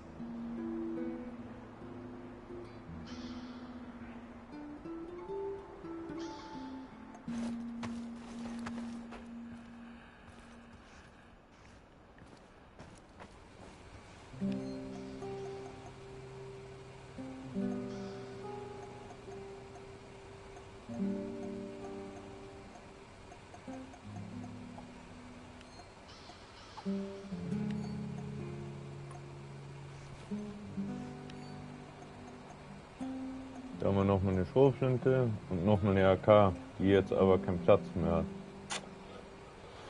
Saxonie. Die eine Schrotflinte verschrott mal. Halt, fuck me, Alter, bin ich zu blöd.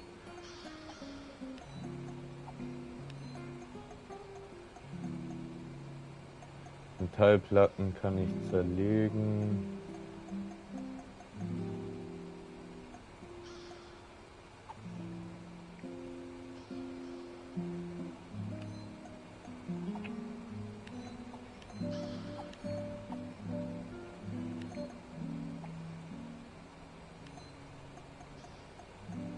Boah, habe ich viel Munition verschossen, ey.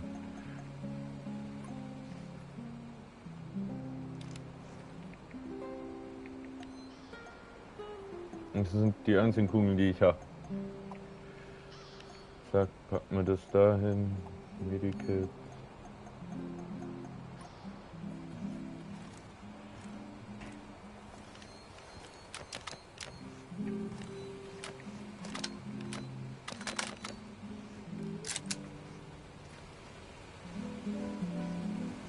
Halt, stopp, wir haben eigentlich noch Rotpatronen.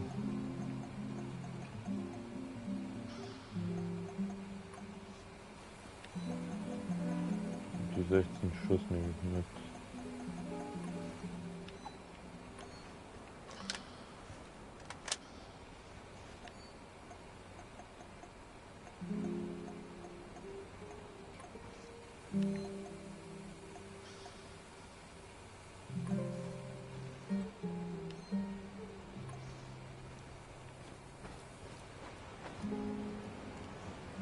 Ich muss eins weiter.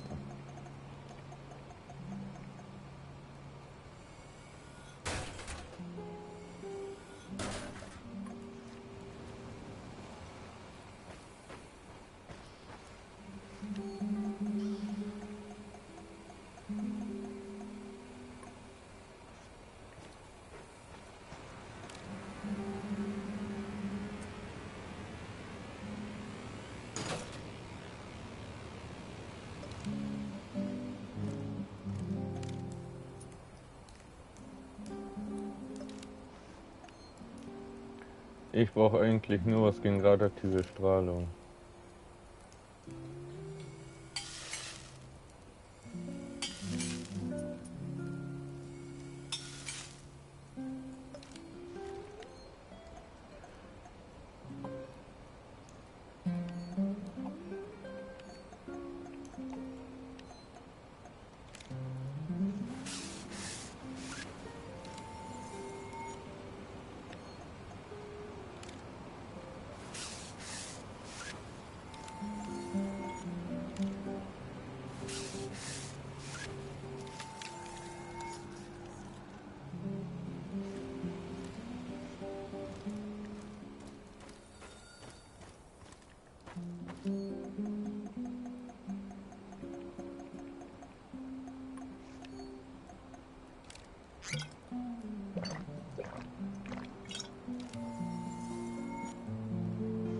Nice.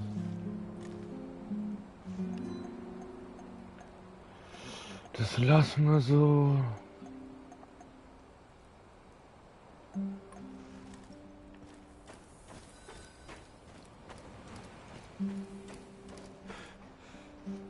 Wo ist denn Mist?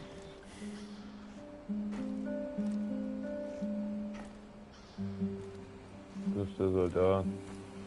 Die wird hier stehen. I need to talk to you, Igor. Sure. Is something troubling you? Memories. According to my mom, life was actually pretty good around here before the accident. I know. I used to live here myself a long time ago. The details are a bit blurry, but I have warm feelings about the past. Right. Then you must know that life in Chernobyl was better than in other parts of the Soviet Union. My mother told me that all the closed cities, the secret cities, offered creature comforts in exchange for secrecy and obedience. It was a privilege to live in such a place. You could always buy whatever you wanted. The streets were safe and the pay was decent. Everybody believed the authorities would protect them from any harm. They were such good comrades after all. They would have gladly given their lives for this country. And for what? All the cover-ups, the KGB worrying more about appearances and the state secrets than their own people. My mom's friend Katya was living in Kiev at the time of the Chernobyl catastrophe. She was pregnant. And only 1 week after the reactor blew apart, she marched in the May Day parade of 1986. Can you imagine? It wasn't canceled. What a crime. The authorities never warned anyone. They claimed it was completely safe. They didn't give a fuck about them. They just wanted to keep a lid on it. Katya told my mom that by the end of the day, she and her husband had a strange purple tan on their faces and could barely catch their breath. Katya's son was born a couple of months later. He was very sick. I'm so sorry, Olga. You should be. You were part of this mess, even if you don't remember it. My apologies, Igor. I shouldn't. I had no right to. That's okay. These are painful memories. You have a right to be upset. I'd like to... Sure. Nein. Du behältst die AK.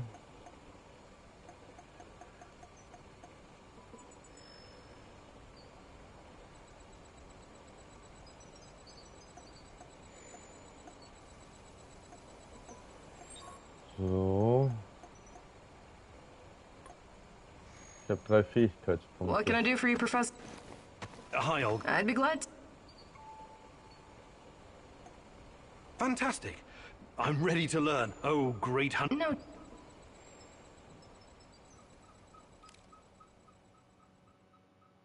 Today I'll teach you how to stay alive a little bit longer. Knowing how to use a med kit, healing salves, and herbs is obviously important, but I won't be talking about that. What are you going to talk about, Olga? About resolve, grit, and determination. About having the guts to do what's right, whatever it takes. I get what you're saying, but what does it have to do with survival skills? You know the stories about people who achieve seemingly impossible feats in times of crisis? There's this tale about an old woman who somehow lifted a tram because her grandkid was stuck underneath. I'm sure that's an urban legend. Even so, with inner discipline and strength of conviction, you can sometimes surprise yourself. Let me ask you something. Are you willing to die for Tatiana? Without hesitation. Good. Now what you need to understand is that she doesn't need you to die. She needs you to live. Stay alive, Igor. It's the only way to see this through.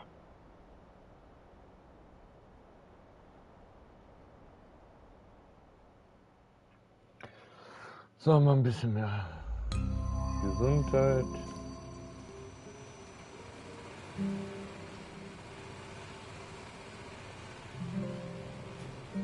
Wir haben eine Taktikpanzerung eigentlich. Was tue ich hier raus? Shit, aber ist mir egal. Verlegen.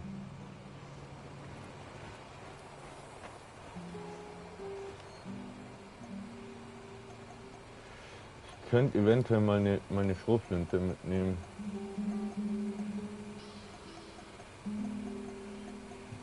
Gesundheit. Ich habe aber nichts gegen Strahlung dabei hier.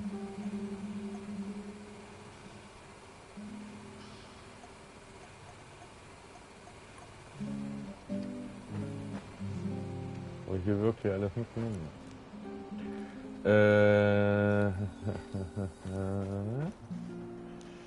Ich überlege gerade. Medizinschrank. Beruhigung. Antiratsuppe, nehmen wir die mit.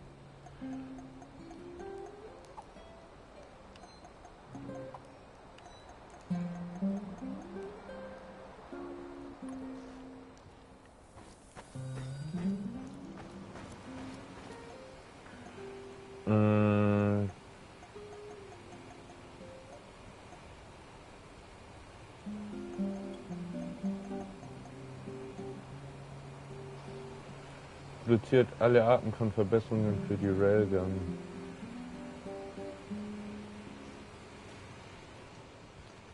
Aber mir fehlt Ding und Pilze, okay.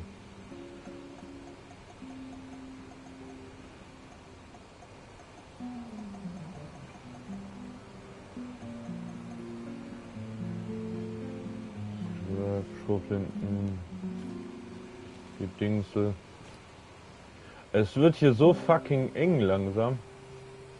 Mit all den Werkbänken.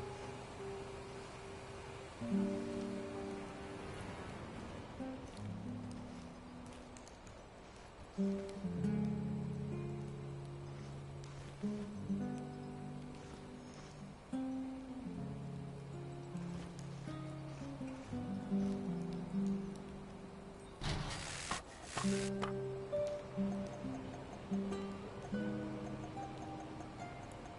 habe ich fast alles. Was ist das da?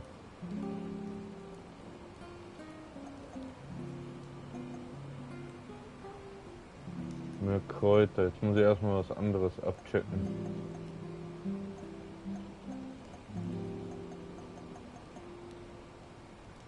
Dazu fehlen mir die Pilze.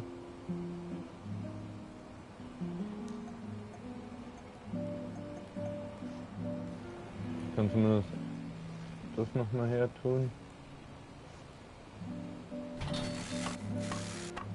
1, 2, 3 immer. Das sind 1, 2, 3 auch.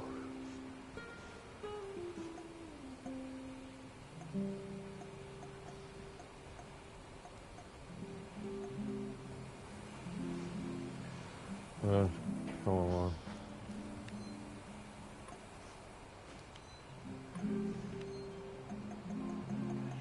Ich glaube, ich nehme für dieses Mal die Schrotflinte sogar mit. Und pack die AK das erste zur Ruhe.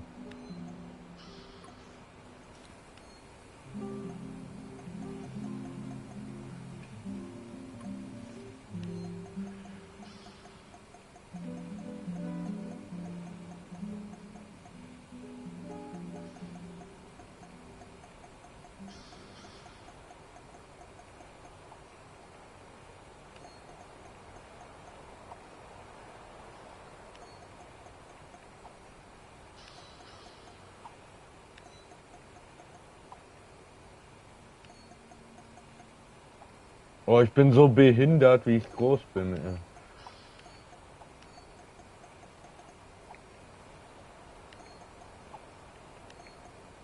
Sollte erstmal eine Zeit lang halten.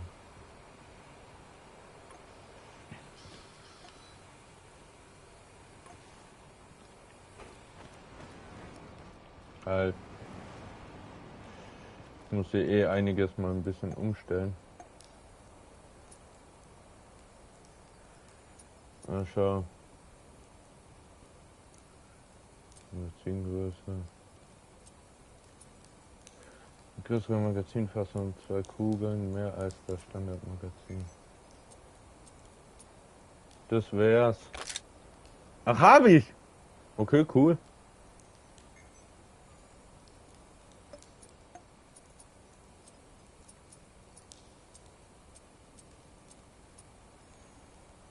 Range.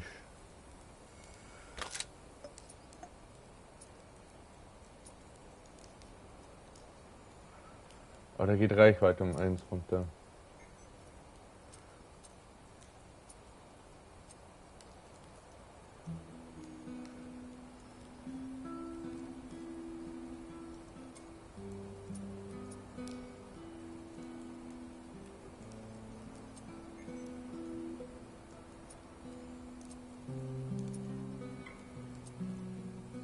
Sieben oder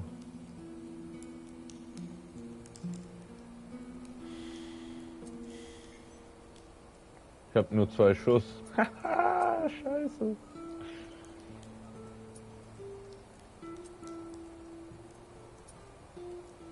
Dann nehme ich lieber Schaden.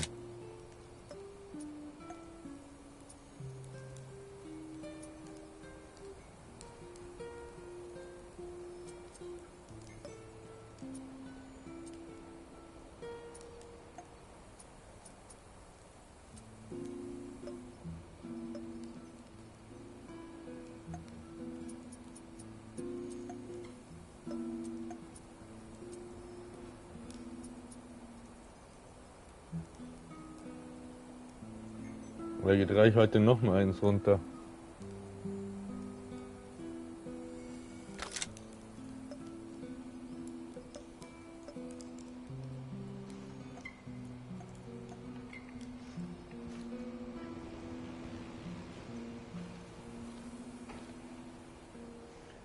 Den Kochplatz, so stelle ich den hin.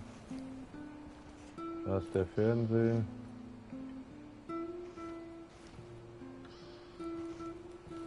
Stellen wir das dahin.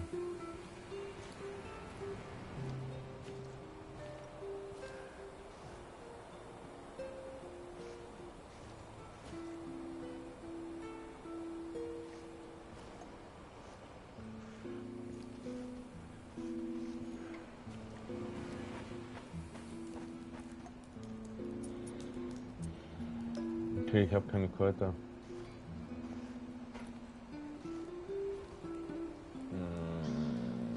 Habe ich mit dir schon Want to geredet? hang out for a bit? Yeah, good idea. Is there something you wanted to talk about? Actually, Why don't you tell me about yourself? You're from Canada, right? yeah. My grandfather moved there from Ukraine when that was still an option.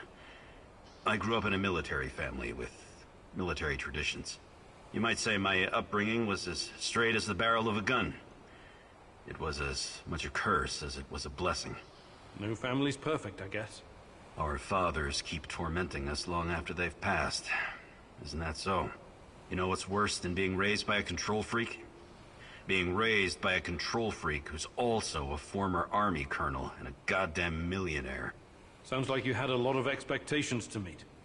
Oh yeah. But whatever I did, it was never good enough. Not even after I made it into JTF-2. The top of the top. An elite unit of the Canadian Army. But I wouldn't give up. I was relentless. I was eventually promoted to my own command, and then disaster struck. We were ambushed near Raqqa in Syria, and everyone was shot to pieces. Except me. Every day. I think if only I could go back and change what happened. I'm sorry, Olivier. That must have been hard. It still is. I never went home afterwards. Everyone thinks I'm KIA. I'd rather be a dead hero back in Canada than a living failure. Well, that's quite a story. I know you'll find a way to deal with your past, Olivier. You're strong enough.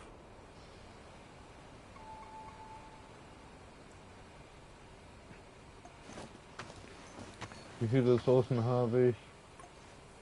Kann ich nochmal so ein Schildding herstellen? Nein, ich habe nicht genug Bild zu erkennen. So, speichern. Und schauen, was der nächste Tag bringt.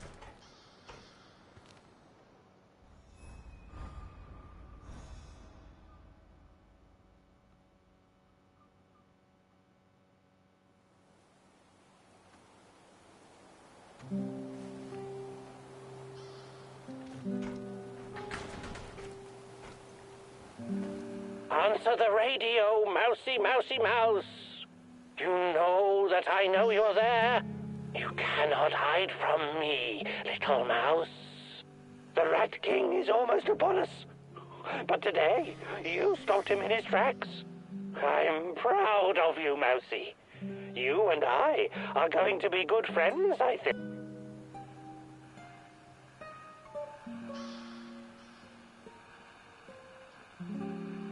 Right, whatever. Oh, great and powerful rat catcher. Let us meet in person, mousy. For real this time. Pripyat Port, look for a red sign painted on a wall. This symbol will protect us from the Rat King.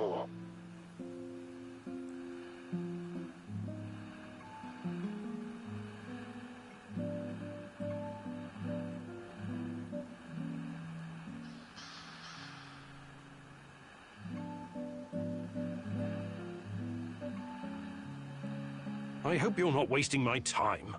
Red sign, Pripyat Port. Goodbye.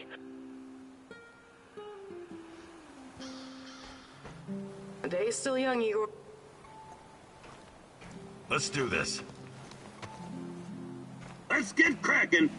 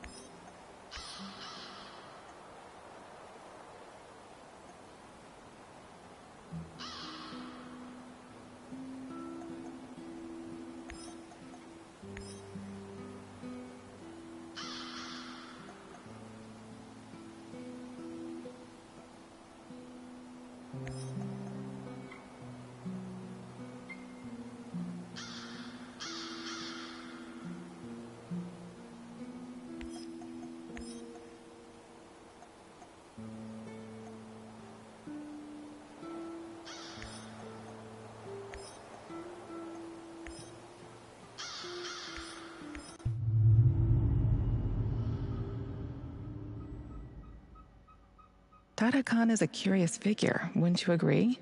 Very Shakespearean with all his mice and rats. Fascinating people can also be very dangerous, my love. Watch your step and don't fall into a trap, mousy.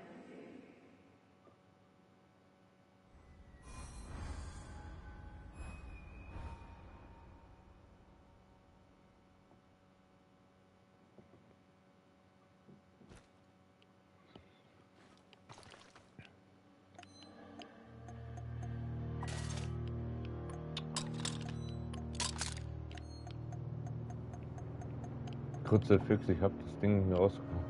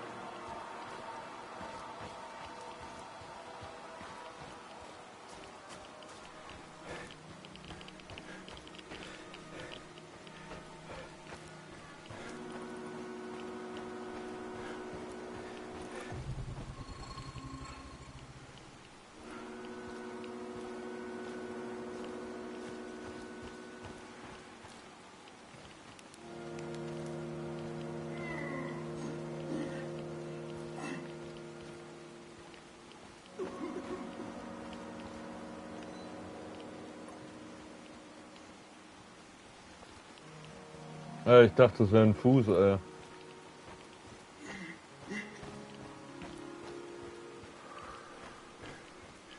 mal das Treppenhaus finden.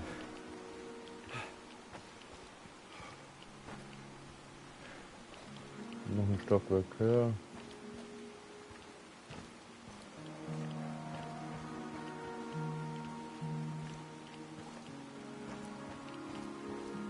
Oh, das ist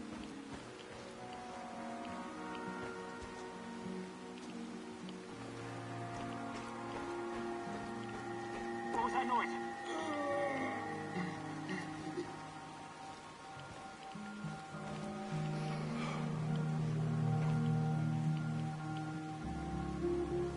How did you make it?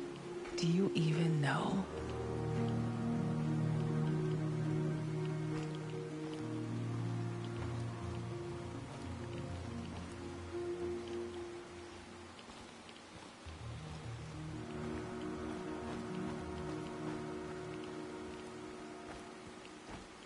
Ah.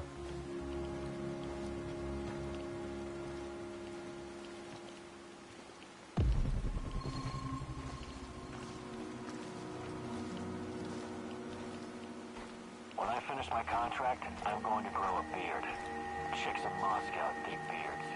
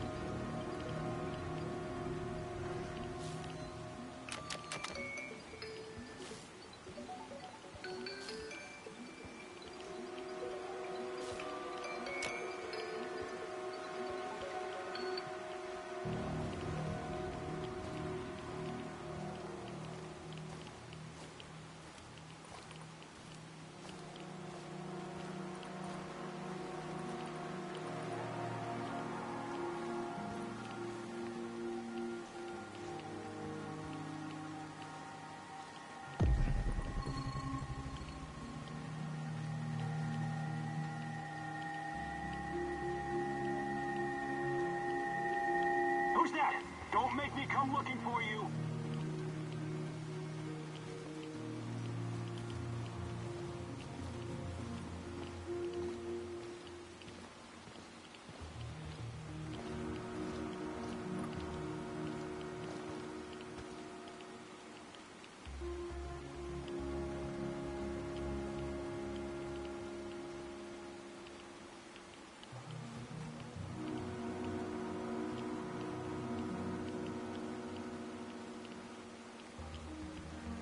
Oh, it's probably nothing.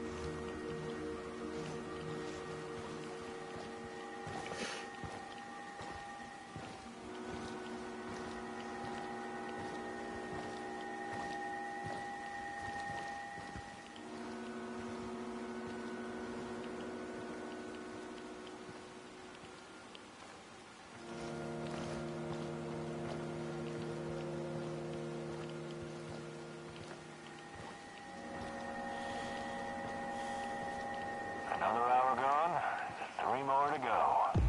Fucking hell.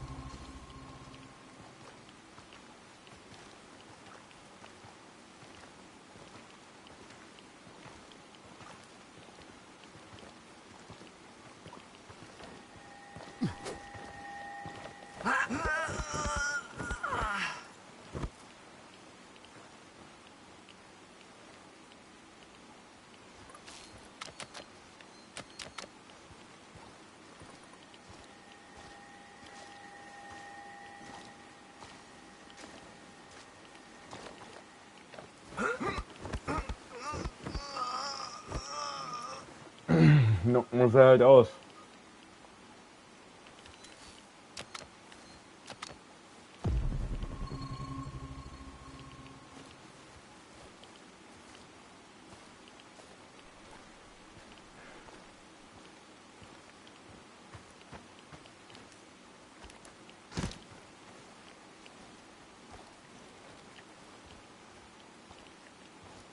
Ah, hier ist noch ein Blümchen. Das kann ich gebrauchen.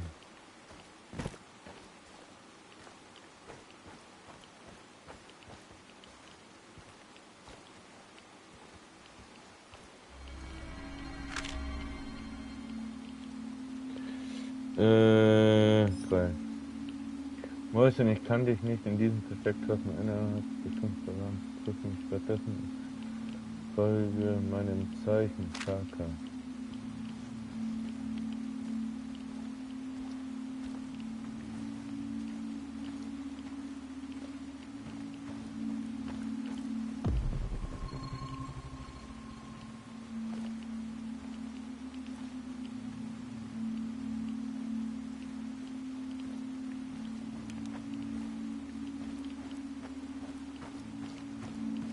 Ja, Alter, lass mich hier durch.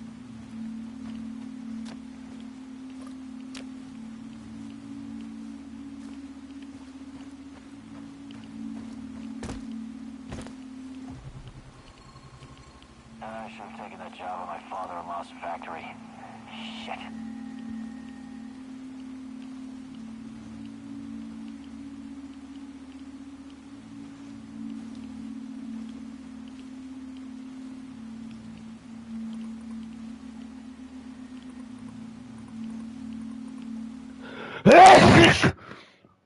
Entschuldige. Oh.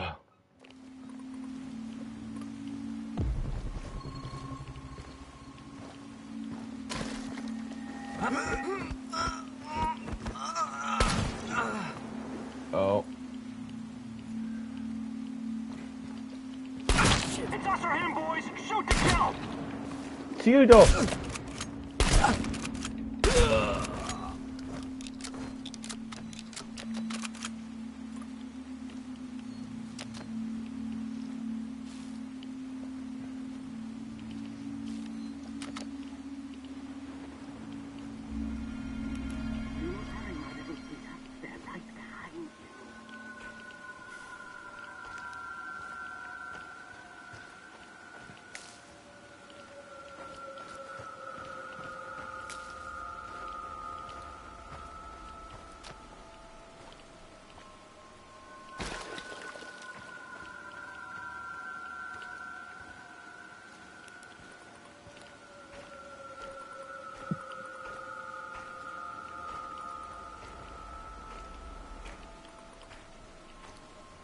Mousy, hey, over here. Du tschüss jetzt erstmal.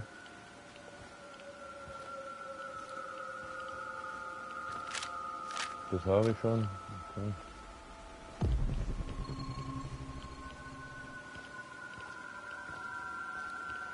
Hätte ich beinahe den Pilz vergessen. Boah, Alter.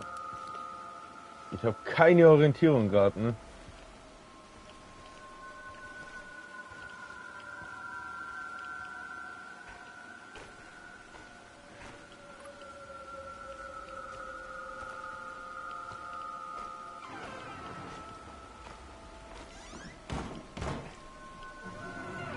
Mousy, hey, over here.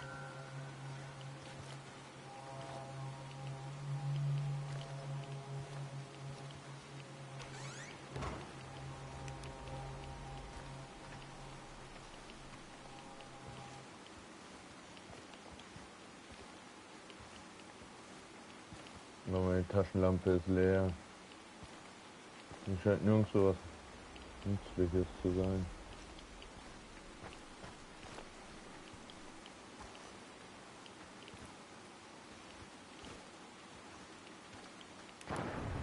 Enough joking me around. What do you know about Tatiana? The woman in the red dress. Yes, of course. You have proven yourself worthy, and I need many allies in the upcoming war against the Rat King. The apocalypse is coming soon, yes. Who is this Rat King?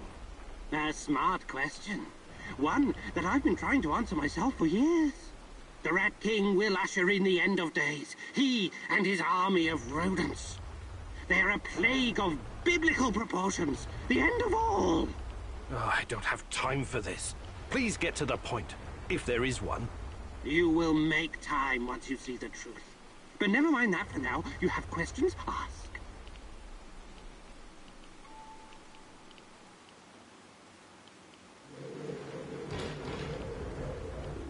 What's the story about the Duga radar? Why do you want so badly for it to be destroyed?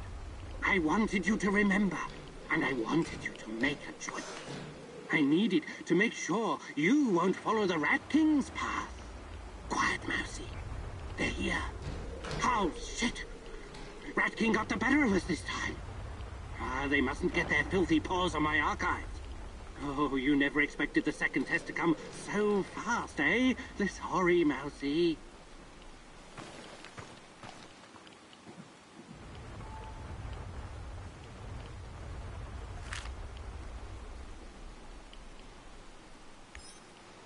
Genosse Glutchow, ich danke Ihnen für Ihren Eifer und Ihre Bereitschaft, an Operation Dorothy teilzunehmen. Alle von Ihnen zur Verfügung gestellten Informationen werden sorgfältig überprüft. Alle Aktivitäten des KGB in Pripyat werden von mir persönlich koordiniert. Das Vaterland wird Sie mit Sicherheit für Ihre Dienste splittern.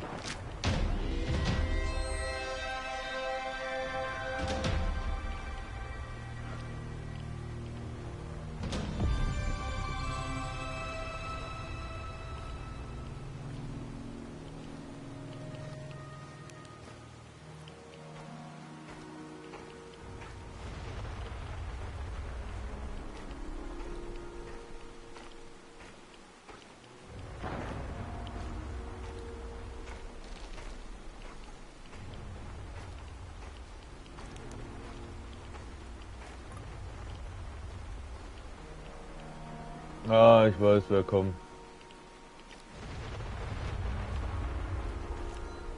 Und ich habe keine Panzerung dabei.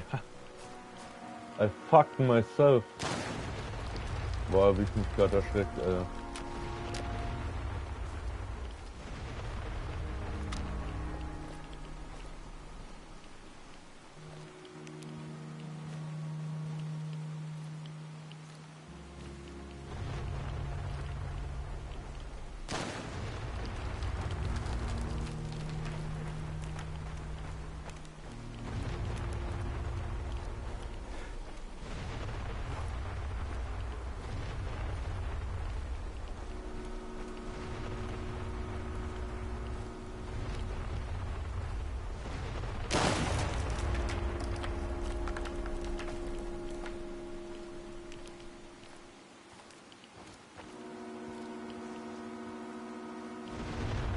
Warte auf dich, mein Freund.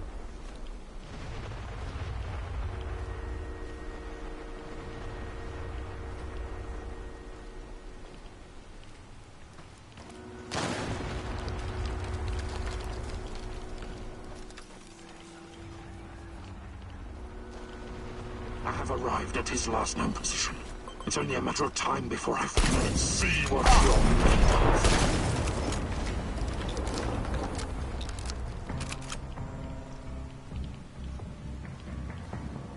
This is not going to end well for you. We're full of surprises, but it's not over yet.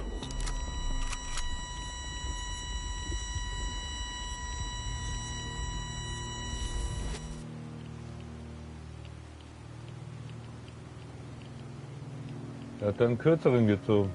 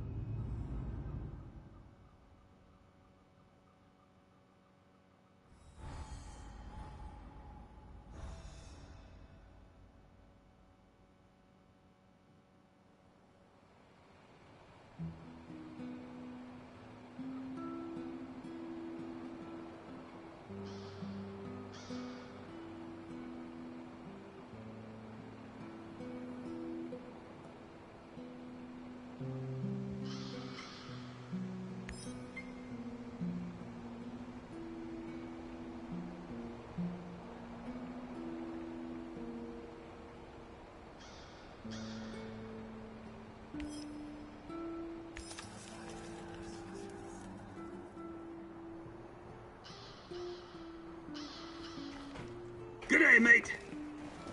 Hi, Mikhail. I wanted to ask you something. How long have you been in the zone? Oh, years. Can't remember exactly. Some of those years were pretty wild, if you catch my drift. But it feels like forever. Have you always been a stalker? Not always. Before I embraced this lifestyle, I did some other things. Bug shit crazy, dangerous things. You've got my attention. You gotta do what you gotta do to survive, am I right? I used to pick blueberries and sell them. It was really fucking hazardous stuff.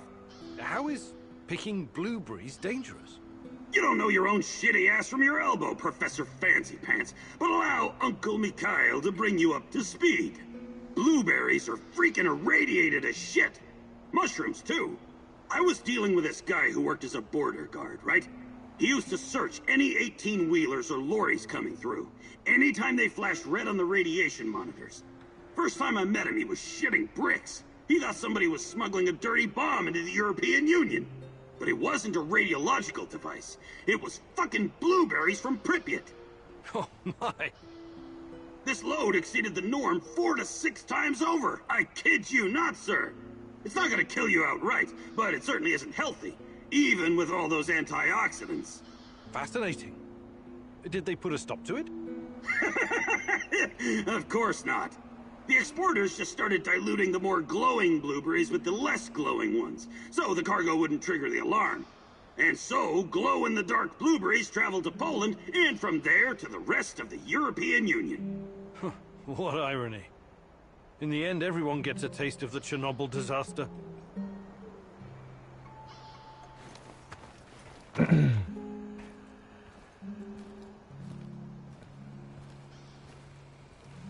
Halt, lass mal hier looten.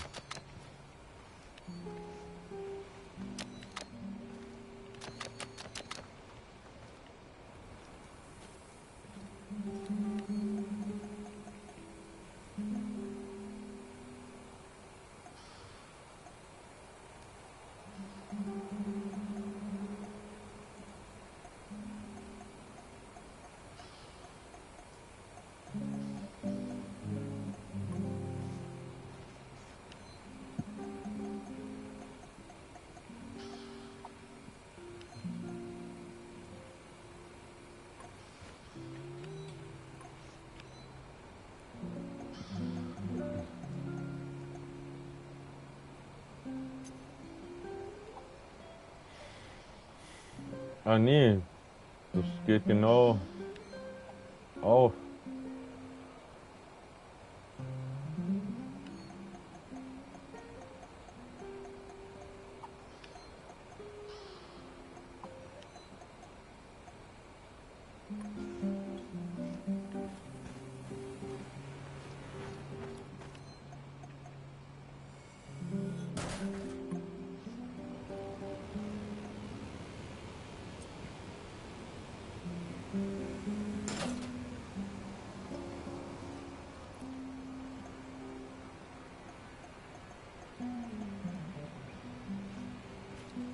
Ich werde weiter meine Dinge ausbauen, meine Kräuterzucht.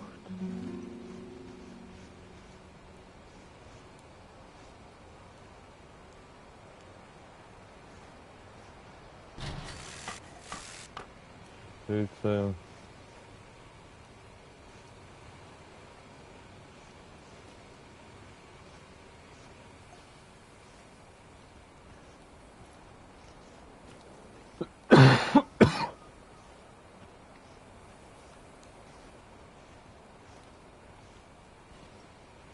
Gehen wir auf die andere Seite damit.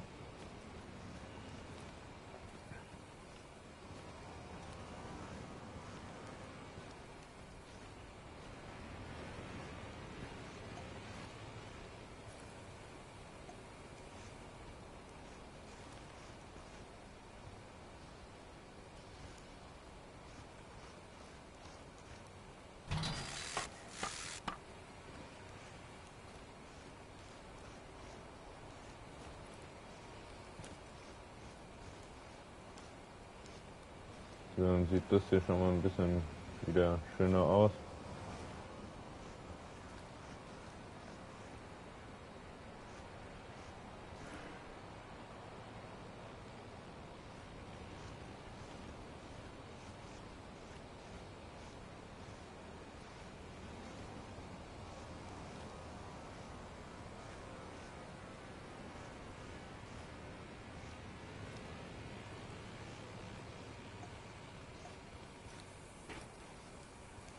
Was haben wir noch für Ressourcen? Wir haben kaum noch Kräuter. Ich brauche Schrott und Kräuter bräuchte ich eigentlich wie Harry. Wo ist denn der crazy Dude? The fuck you want? Want to trade? Just make it fucking...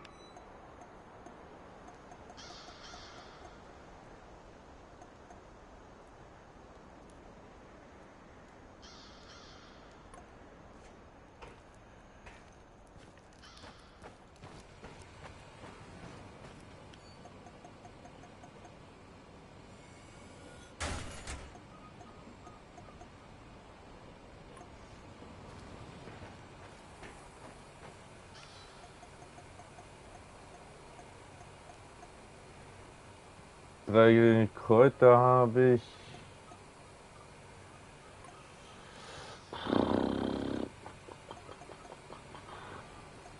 Das kann man noch herstellen. Ja, schau, da fehlt mir das Know-how dafür. Also soweit haben wir eigentlich fast alles hergestellt, was geht.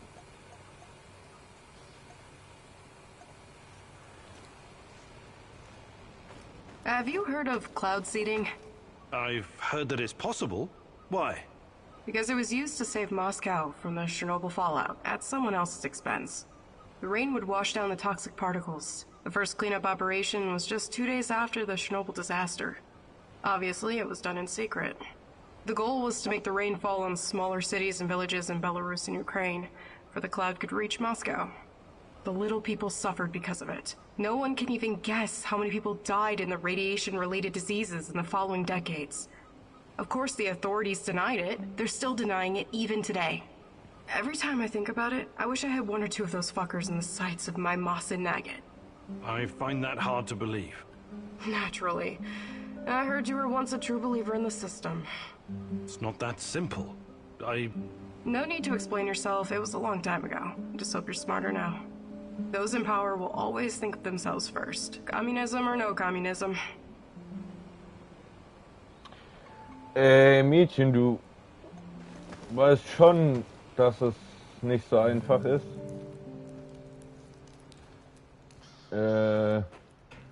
Hätten die, falls das stimmt, was die What's denn going on, Igor? falls das stimmt, was die mir da verklickern. Klar, Menschen sind gestorben, verstehe ich. Aber bevor die Wolke Moskau trifft und noch mehr Leute sterben, denke ich, ist es ein Kompromiss zu sagen, gut, okay.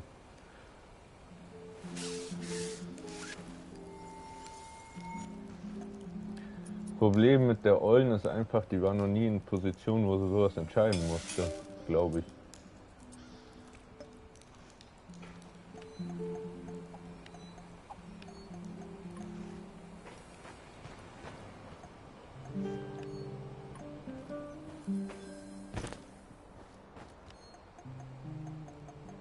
Medkits habe ich 2 dabei.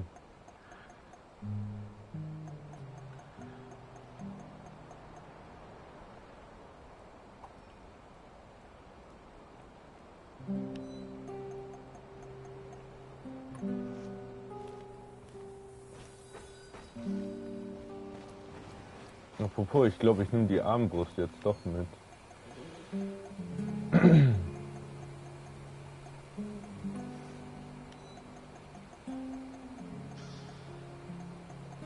Einfach nur um Gegner leise ausschalten zu können.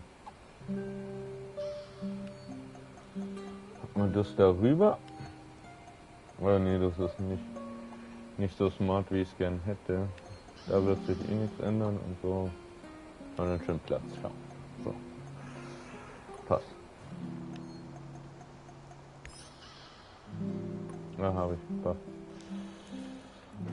So. Speichern. Und ich muss schon wieder kurz aufs Klo. Bis gleich.